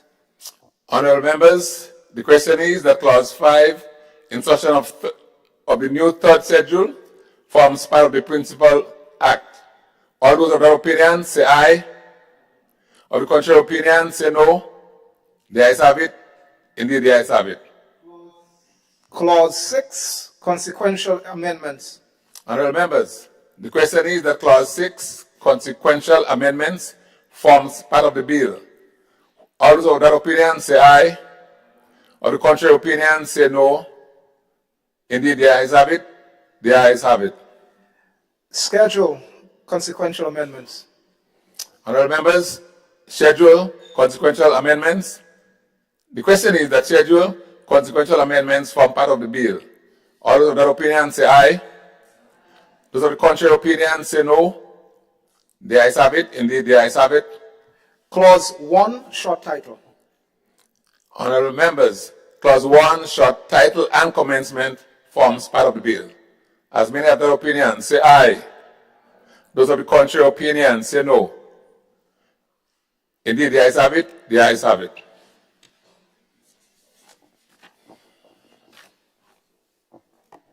Leader of Government Business. Mr. Chairman, I beg that the House resumes and the Chairman reports progress on the bill.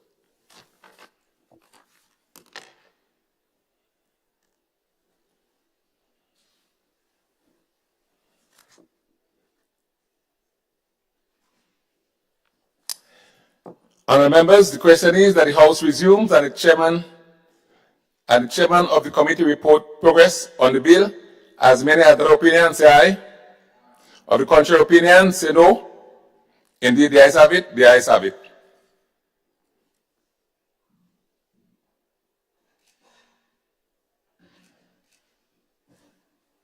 Honourable members, this honourable House now resumes.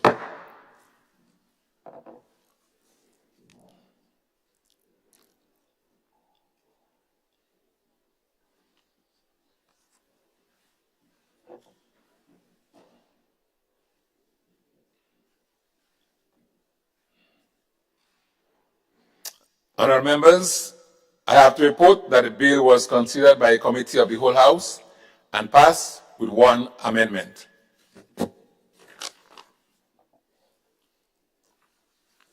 Leader of Government Business. Mr. Speaker, I beg to move that the Chairman's report be adopted.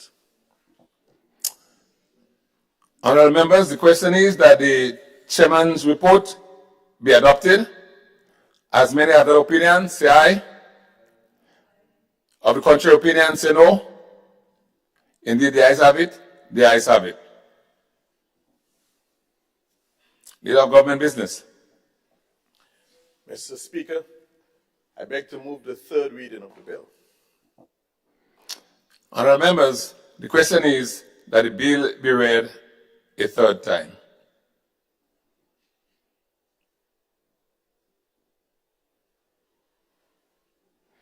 Honourable members, the question is that the bill be read a third time and passed. As many as that opinion, say aye. Those of the contrary opinion, say no. Indeed, the ayes have it. The ayes have it. A bill for an act shortly entitled National Insurance Act Amendment Number 2, Bill 2023. Is now passed.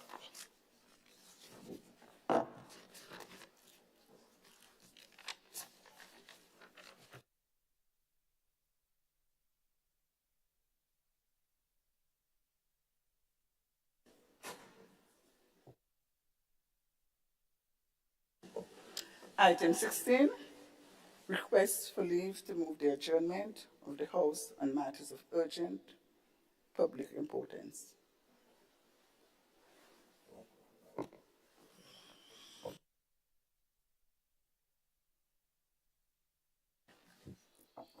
Okay.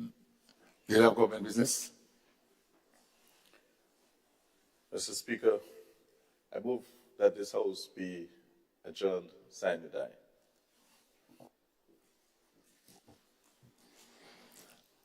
Leader of His Majesty Opposition. Yeah. Mr. Speaker, just stand to make comments on two short items.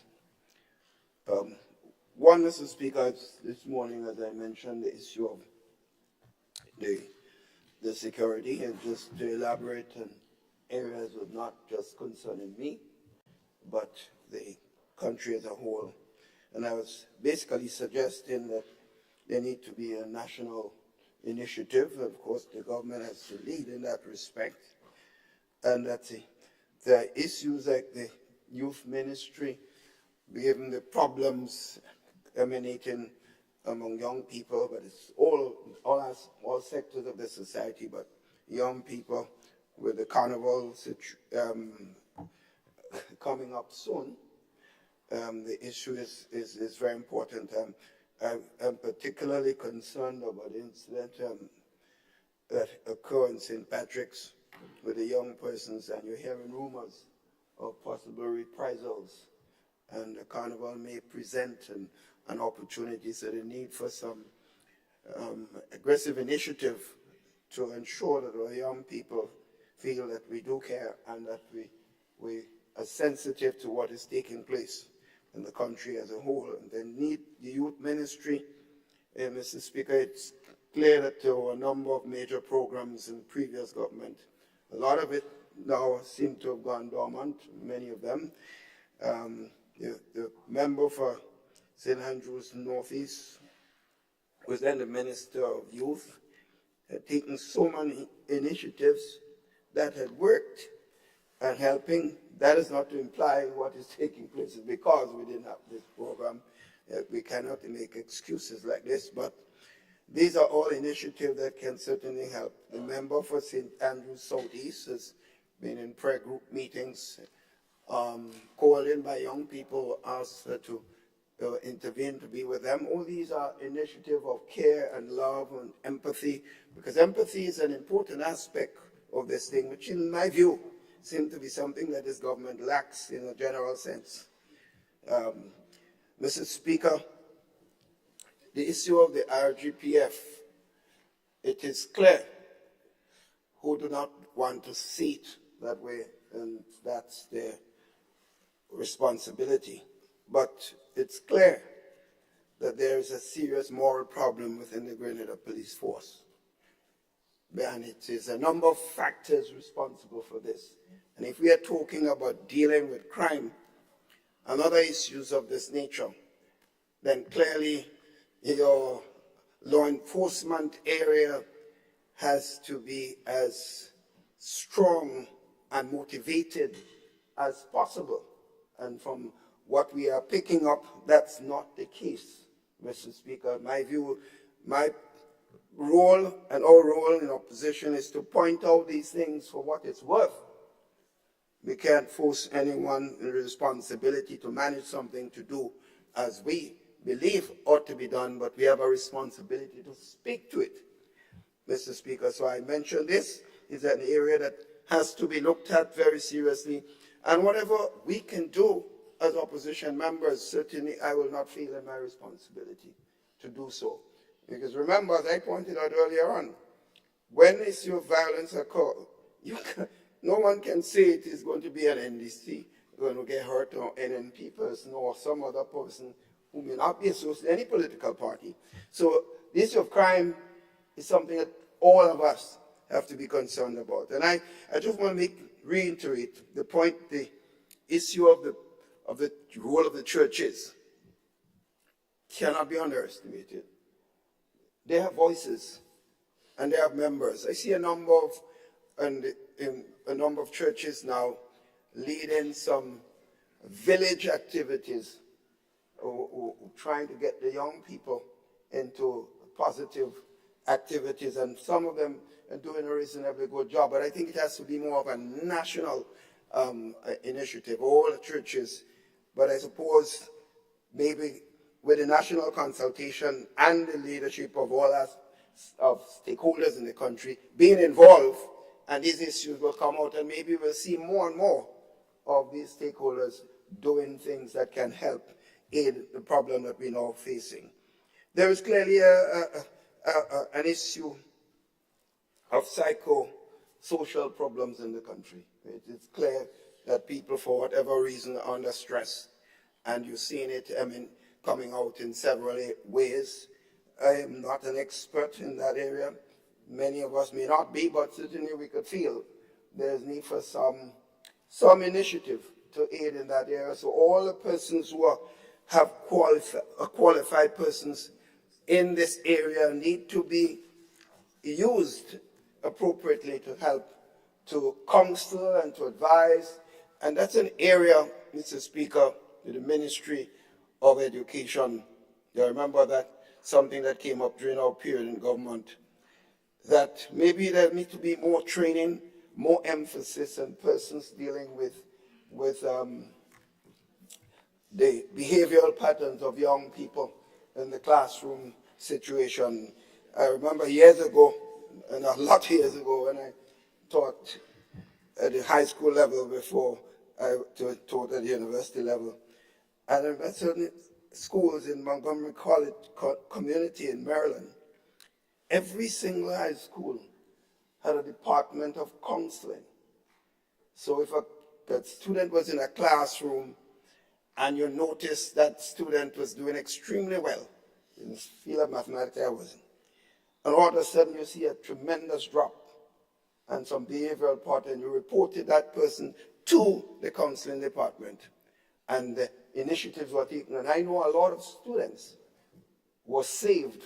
And most times you find out, you can trace the problems inside the family unit and the country as a whole. So all these issues, I think, when a certain national consultation is held, we could be looking at. Mr. Speaker, also, I think we cannot doubt the fact that I honestly believe that the government made a fundamental mistake when it removed the 150 from the seed persons. I counsel, for whatever it's worth, who was laughing, my friend, maybe it's a joke for you, but it's not a joke for somebody out there who, an old person who is sitting, maybe you don't want to hear it, but it's my view. You have your time to speak afterwards and speak to it and oppose it. I have no problem, and criticize me.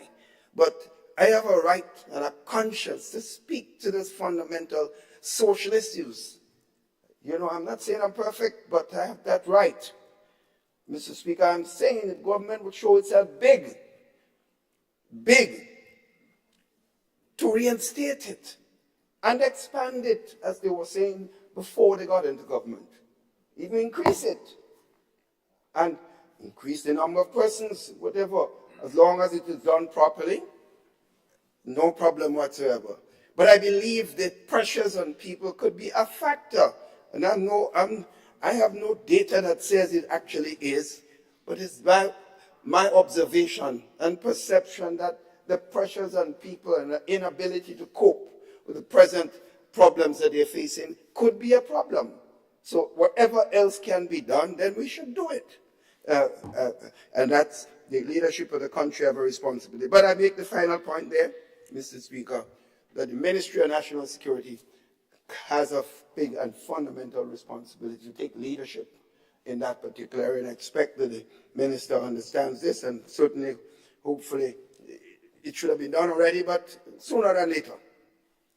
And I think that's the key, and that's my own view on this. Mr. Speaker, finally, I just want to point out, I think the government did not understand the impact of the devotion program on what is taking place in our country as a whole. I see, as I move around the constituency, the last few days, I see a number of more persons on the road cleaning up the different communities, because the grass has become, because of the heavy rainfall, the grass has become so tall that certain roads that you're passing, and I could give you a specific one, but it happens all over the country. In the Morris area, that little piece of road that we're now using, the bushes are so high, when you turn a corner, Mr. Speaker, you hardly can see anything. And I'm just making the point. While it has started, and as I said, sooner than later, but I think you need a lot more gangs, because what will happen with the carnival season on, and had the government taken the initiative to do it before, you would have seen a lot more activities, because these are the people who spend money in the country. The poor people, when they get $1, they don't keep it like some of us. They don't put it in the bank. They don't go to Miami and New York like some of us and buy the niceties of life. They spend it in the country. So the more monies they have, the more activities you will see around the country as a whole. Mr. Speaker, I heard the bell, so I understand. You sound like the schoolmaster of my time, Mr. Speaker. So I just make these points, Mr. Speaker, for what it's worth, and to advise the government accordingly. But this is my simple, honest opinion as I give it, as I see it, Mr. Speaker. Thank you. Thank you. Thank you very much, Honorable Leader of His Majesty Opposition. And I will invite the MP for the Tongue of St. George to make his contribution. Thank you, Mr. Speaker. Good day to everyone. Mr. Speaker, this morning we spoke about social security and took some action to improve social security. And I want to commend the House and commend all of us in that regard. But there's the issue of national security. And I want to start by saying that national security is a fundamental issue for development. And I'll indicate what I mean by that. I have always advocated in this House that we need to work together on some issues. Always advocated that. I advocated it all through my years in politics. We know, for example, Barbados. People don't associate Barbados with crime, but there's crime in Barbados. It's just that there's a national consensus that they don't need to tell the world that there is crime because it affects their biggest industry, the tourism industry. So there's a national consensus on how you treat with crime in Barbados. In Grenada, the media, every week there's a front page about who killed who. There are people assigned in the media to find the front page showing we have crime. Does that help us? No, it doesn't. It doesn't. Because we don't have a national consensus. The opposition leader indicated that we need some kind of national conversation. It is not a partisan issue. All of us must come together on the issue. About 15 years ago, I was foreign minister, I think at the time he was foreign minister, 10, 15 years ago, I visited Washington, D.C., and I had a conversation with the State Department. And one of the officials, we were speaking about how is it that Grenada, surrounded by islands, with high violence, high crime, gun violence, Grenada seemed to be immune from it. And I had a discussion which led to us proposing that we do a study into why Grenada, Trinidad in the south, St. Vincent in the north, St. Lucia around the corner, all of them, crime, gun violence. Yet this country here, that had a history of guns because of the revolution, yet no gun violence, hardly any crime, and resolving 99% of the crime. How is it? Because the truth is, if you don't know why you have something, you run the risk of losing that something. And the fact is that we're running that risk right now. We are running the risk that we will lose the status as one of the countries with the lowest crime rates in the Caribbean. We run the risk. And it's not going to affect us here alone or you there alone. It will affect the nation. You see, crime, Mr. Speaker, is not just a security issue. It is a development issue. As both Foreign Minister and Tourism Minister, I visited countries in the world, spoke to investors, spoke to people who want to become CDI citizens. And one of the things I love to say, that when you come to Grenada, you could leave your door open, you could leave your keys in your car, and you could go out anytime. We have low crime. The fact is, one of the major selling points for investors and citizens alike coming into Grenada is the low crime rate. When I spoke to CBI audiences and investors alike, they all opened their eyes when they looked at our security, our crime situation, and wondered why. We are running the risk of not being seen as a low crime country. But the question is, what is to be done? I stand here as somebody who daily is on the front line of that issue. I don't just read it in the newspapers. In fact, I don't read the newspapers to see crime. Every single day, from 6 in the morning till I go to sleep in the night, I deal with that issue. Every day, I represent persons who are involved either on this side or that side of the crime issue. And what do I see? First, and I know I have limited time, Mr. Speaker. First, these crimes are committed by young persons mostly, and mostly young men.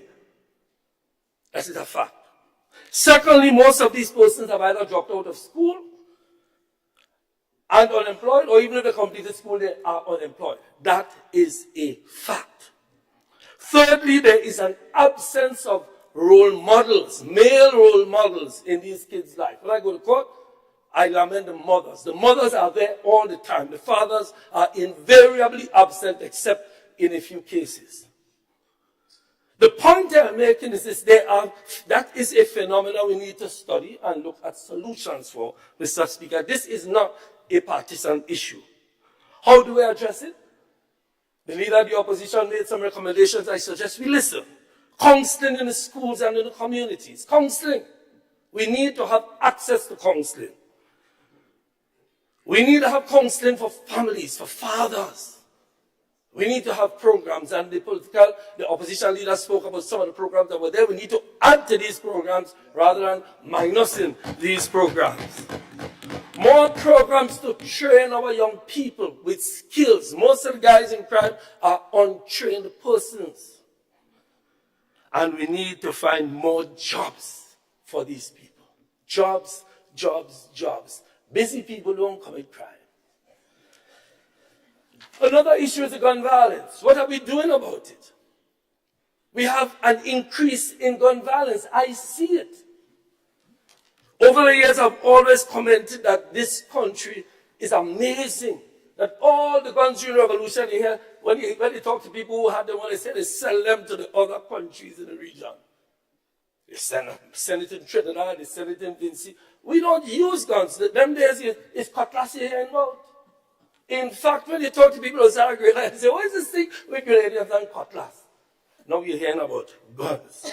So maybe we need to consider things like an amnesty for persons who have guns. I'm just throwing ideas out there. We don't have time to go into depth. We need to strengthen the capacity of the Royal Grenada Police Force. The opposition leader spoke about the morale of the force. We need to strengthen that. We need to approach gun violence the way we approach the increase or the perceived increase in sexual crimes. We established a special victims unit which is doing something about it, and they have done very good work. We need to address something within the Royal Grenada Police Force to deal with the question of guns. Everybody knows my position on guns. Everybody, the police, my clients, they all know my position is that I would like to get all guns off the street. In fact, one of the issues we also have to address is the issue of the issuance of licenses. Because the guns we issue with these licenses end up seeping in to criminal activity. Many of the persons who come and apply for a gun, that gun is lost, stolen, or somehow finds its way to crime. We need to tighten on that. I am simply making recommendations. Don't see me talking in a partisan way. Please, please, I am simply making recommendations. Do it if you wish, don't do it if you don't. I believe, my dear brothers and sisters on the other side, that some policy issues should be discussed. But we need to come together to do it. This is a national issue. A national issue. So maybe, I tried it the last time, it didn't work. I'll try again. Maybe we should set up a bipartisan committee in our house in order to look at the rising crime where we can get ideas from both sides. I repeat, Mr. Speaker, I say it every time I have the opportunity. Maybe we should show the public that we could work together on national issues, and we set up a bipartisan committee of the House to get recommendations, policy recommendations on the issue of high crime. We in the opposition stand willing to help. We stand willing to help. I await your call. We await your call to join together. Additionally, we should have a national conversation. We should have a national conversation. You know, we're going to wait until we slip over the precipice and then start bawling about how we go back on the other side. Let us sit together. Crime is a national development issue. You know how people won't go to Trinidad today. When you hear people talking about going to Trinidad, they're afraid, you know. They're afraid to get kidnapped, they're afraid to get shot. We can't afford to reach that because we don't have the resources like Trinidad does. We depend to a large extent on tourists. We depend on Grenadians coming back, and they will not come back if the crime situation continues to deteriorate. So we need to get the NGO community, the religious community, the media, the trade unions, the business community, the government, opposition, youth group, farmers, everybody in a room to discuss this before it is too late, Mr. Speaker. A forum that truly represents all of Grenada. Before I close, Mr. Speaker, I want to express on behalf of all of us deepest condolences to the families who have been the subject of crime on both sides. I see the tears of the mothers who lose their kids in violence, but I also see the tears of the mothers whose kids end up in prison as a result of the violence. Mr. Speaker, can I have a few minutes, please? I think it is normal. Courtesy is extended, especially to senior members like myself. Sorry, Mr. Speaker, I'm just asking for a little more time while I wrap up. Go on, I'll give you 5 minutes more. Thank you, Mr. Speaker. I didn't say old members, I said senior. I want to express my condolences to people on both sides. The persons whose kids end up in prison as a result of doing criminal activity, and those who end up dead, the subject of the criminal activity. But also, Mr. Speaker, you see there's always two sets of people who get affected by crime. Huh? The mothers and fathers of the kids who end up in my hands, and the mothers and fathers whose kids end up in the hands of the doctors, or the LACWA and so on. You see, Mr. Speaker, I also want to commiserate with the parents of those who have committed suicide. That is becoming too much of an issue in our country. It's an awful phenomenon. And you know, when you hear people talking on Facebook and newspapers, it makes it look as if the people themselves are the cause of it, the persons who are doing it. But it is a medical issue. And I want to urge us to have a conversation and to urge everyone to appreciate the phenomena of suicide and do what we can to ensure not only that we stop it, but also that people understand the phenomena itself. We need to educate our society about it. Mr. Speaker, Carnival is around the corner. We all know the role alcohol plays in Carnival. I call on parents, friends, to be on the lookout for persons who may be descending into that state of mind, to look out for it and ask for early intervention, which means we should, as a society, try to find ways in which parents can make a phone call to say, listen, I see my son, he's heading in a particular direction, I need somebody to come talk to him because I'm tired. That happens in homes every day. Mr. Speaker, I call on the society, rather than taking out your phone to take a picture of a violent activity, rather than standing there and posting it all over the place, to intervene to stop the violence before it's too late. So, Mr. Speaker, essentially I'm calling on all of society to intervene. I'm calling on us to intervene, but mostly I'm calling on the government, in whose hands power resides, to let us all try to find something we can work on together. And I urge us in the Parliament to set up that bipartisan committee, to start the national conversation, but mostly let us try to find solutions before it's too late. And nobody is criticizing anybody, Mr. Speaker. We have all, we blame the young people, but the young people are living in a society that we have created.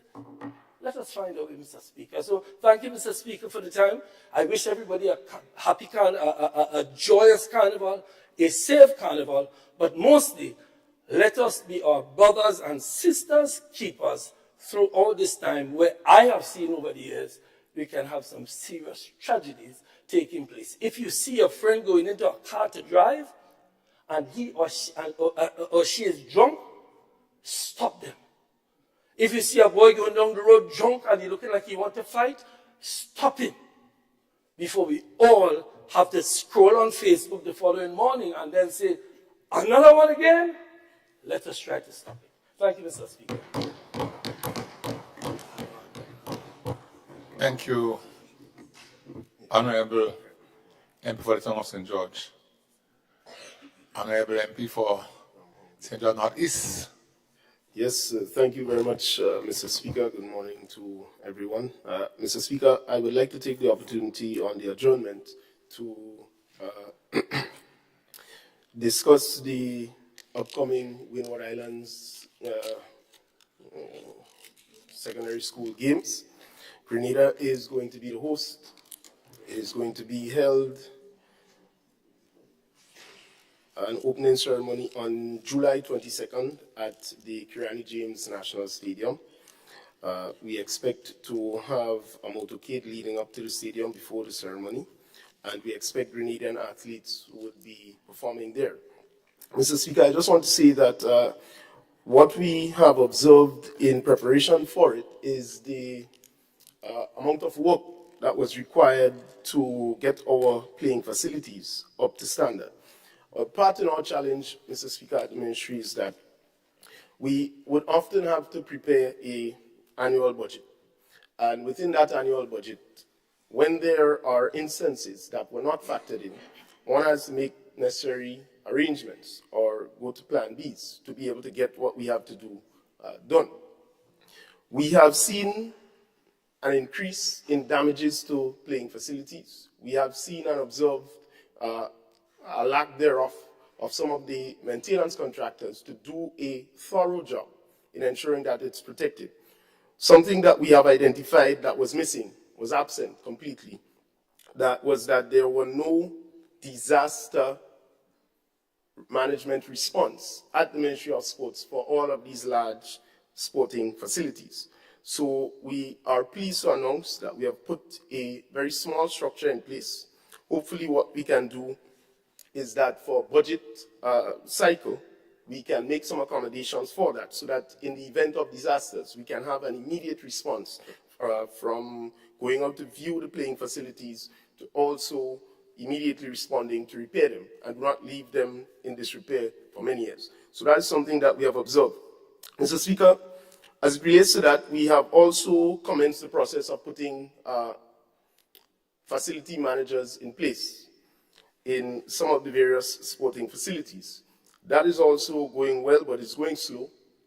But it is so far yielding some key results in a number of areas. In particular, facilities in St. Andrew and facilities in St. Mark and St. John, Mr. Speaker, are in some dire situations of repairs, and we are working speedily to be able to address some of those issues.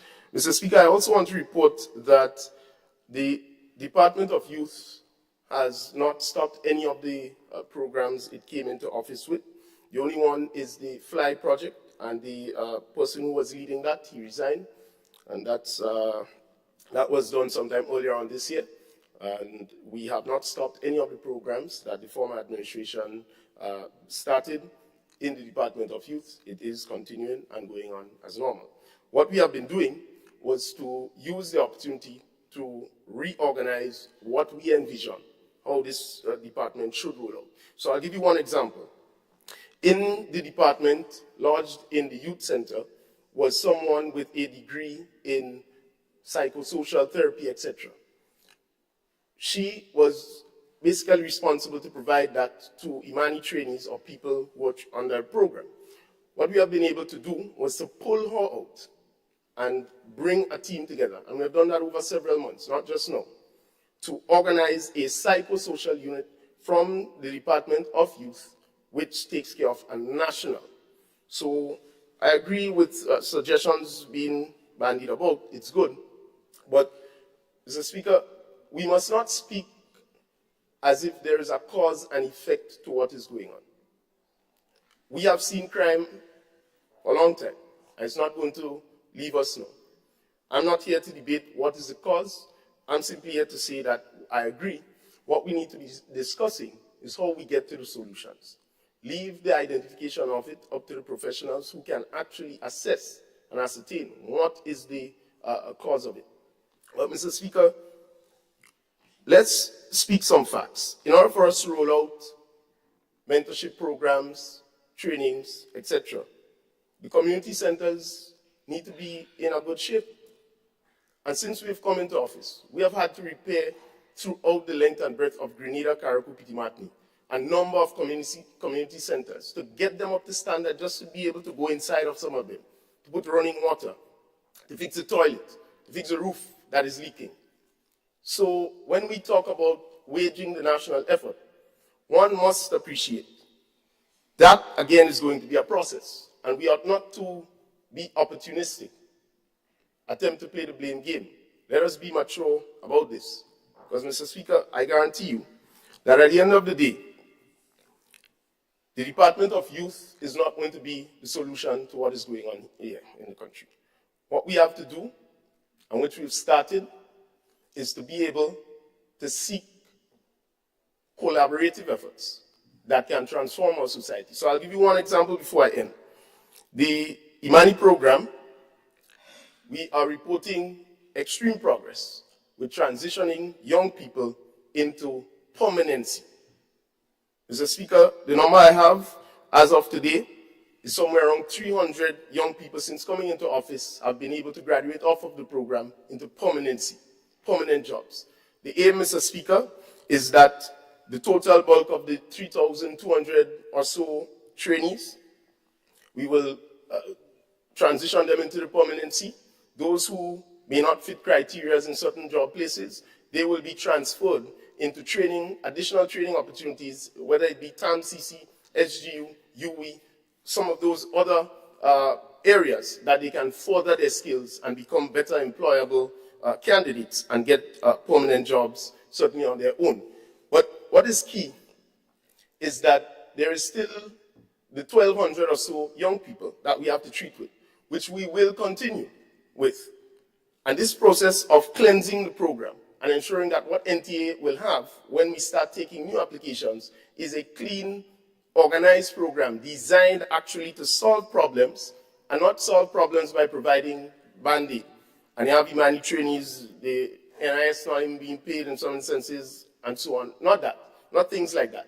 But an organized program that is clearly defined. If it's 8 months you have to train for, 8 months you train and you move on. Because that's the issue. I don't know if people are frustrated and are engaging in activities, but you have to be fair to some of the young people. You can't be putting something for all these years. You can't find your way. And now the administration is changed and is saying, fix it, get it on, get it on. And the reason why you're going through that is because they ain't doing that. The other point I want to highlight, Mr. Speaker, and it's an important point. I listen to some of the radio programs. I don't know who is funding them. I listen to some of the podcasts. I don't know who's funding them. It's not my business. But the point is, the amount of venom and hatred that I have seen being brought forward to policymakers and to other people in society who choose to have a different view, this is a dangerous thing. So when we talk about controlling behaviors, we must lead by example because some of us are encouraging the divide. Mr. Speaker, we have consistently maintained the position. If it is that something is wrong, you have to change it. You either condemn and change it. But if something is right, you keep it, you work, you build on it. And we have demonstrated that throughout the course of our tenure as a government. So when the conversations came up about the Simone Cultural Center, remember, Mr. Speaker, on the other side, she was invited, a letter was submitted, I don't know if she received it, from my ministry to be a part of that committee so that we can look at the Simone Cultural Center to rebuild the activity there and do it in the right way so that you can actually do the environmental impact assessment surveys, you can actually ensure that the room sizes, etc., and the acoustic for different things are proper. That's what we are doing. So working together is not going to happen in an instant. It's taking a process. But I'm saying, Mr. Speaker, all of us will have an obligation as policymakers to actually collaborate and not say it in word and in one instance joke in the back there and do things and try to get different results. So, Mr. Speaker, with these few words, I honestly want to say and sympathize to all family members affected so far. Carnival is coming up. I think we, as young people in particular, have to manage our own operations and do not engage in violent activities. It's not going to help, and it will not help your community, your family, or anyone around you in this particular situation. So thank you very much, Mr. Speaker.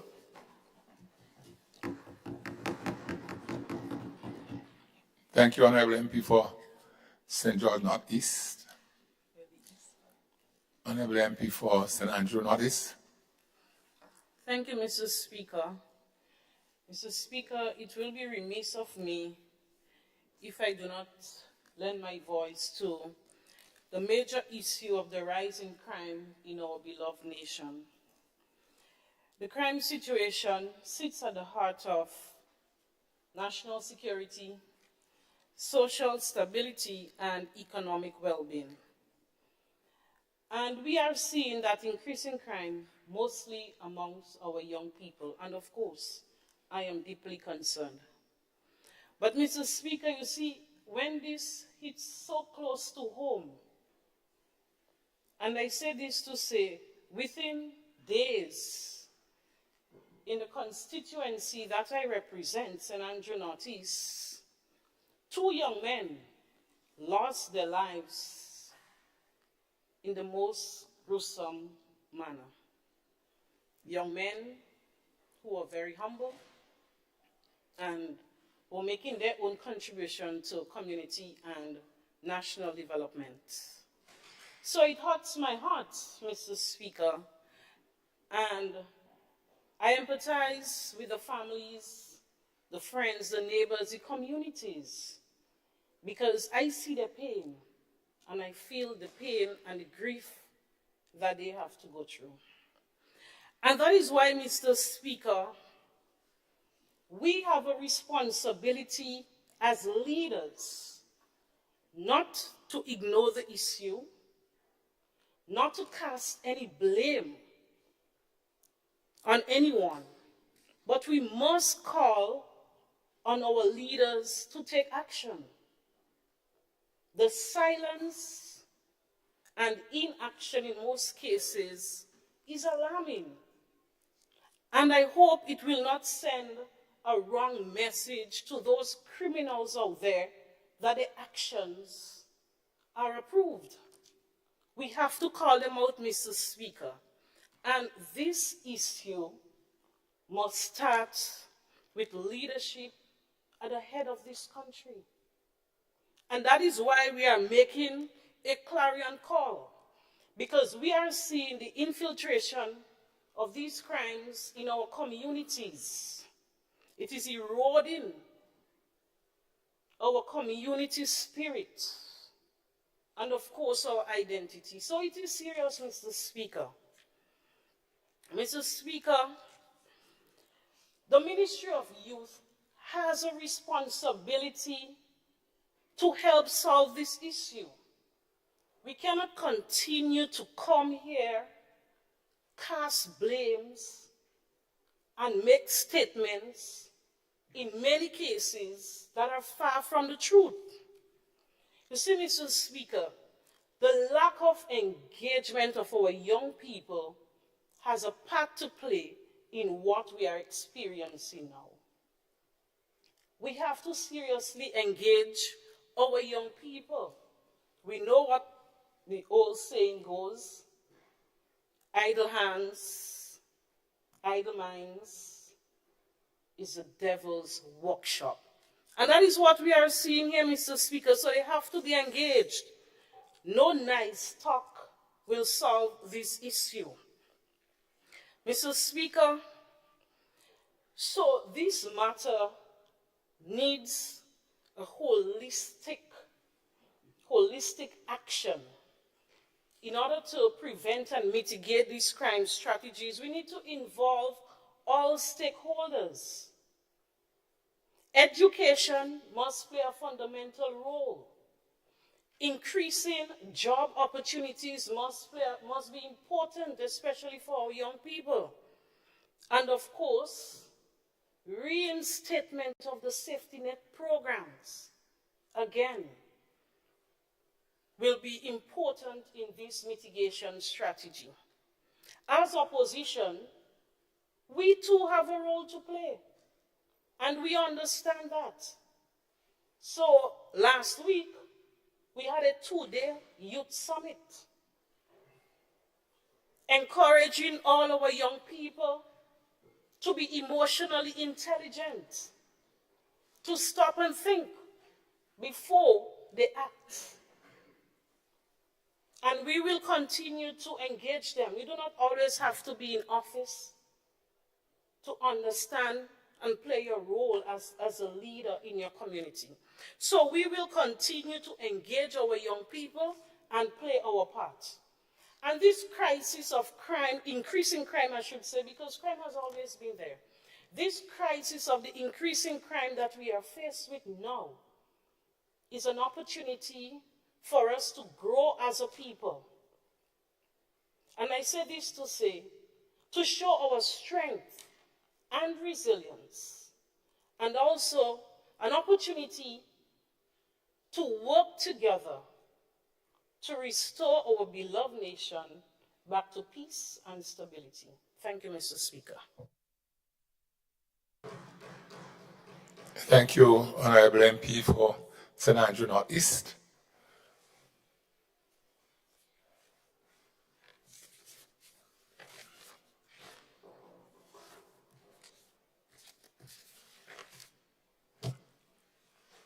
I think everyone seems to have made their contribution. No lights, so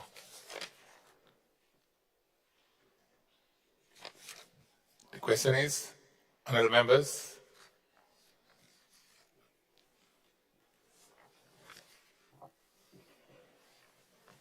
leader of government business.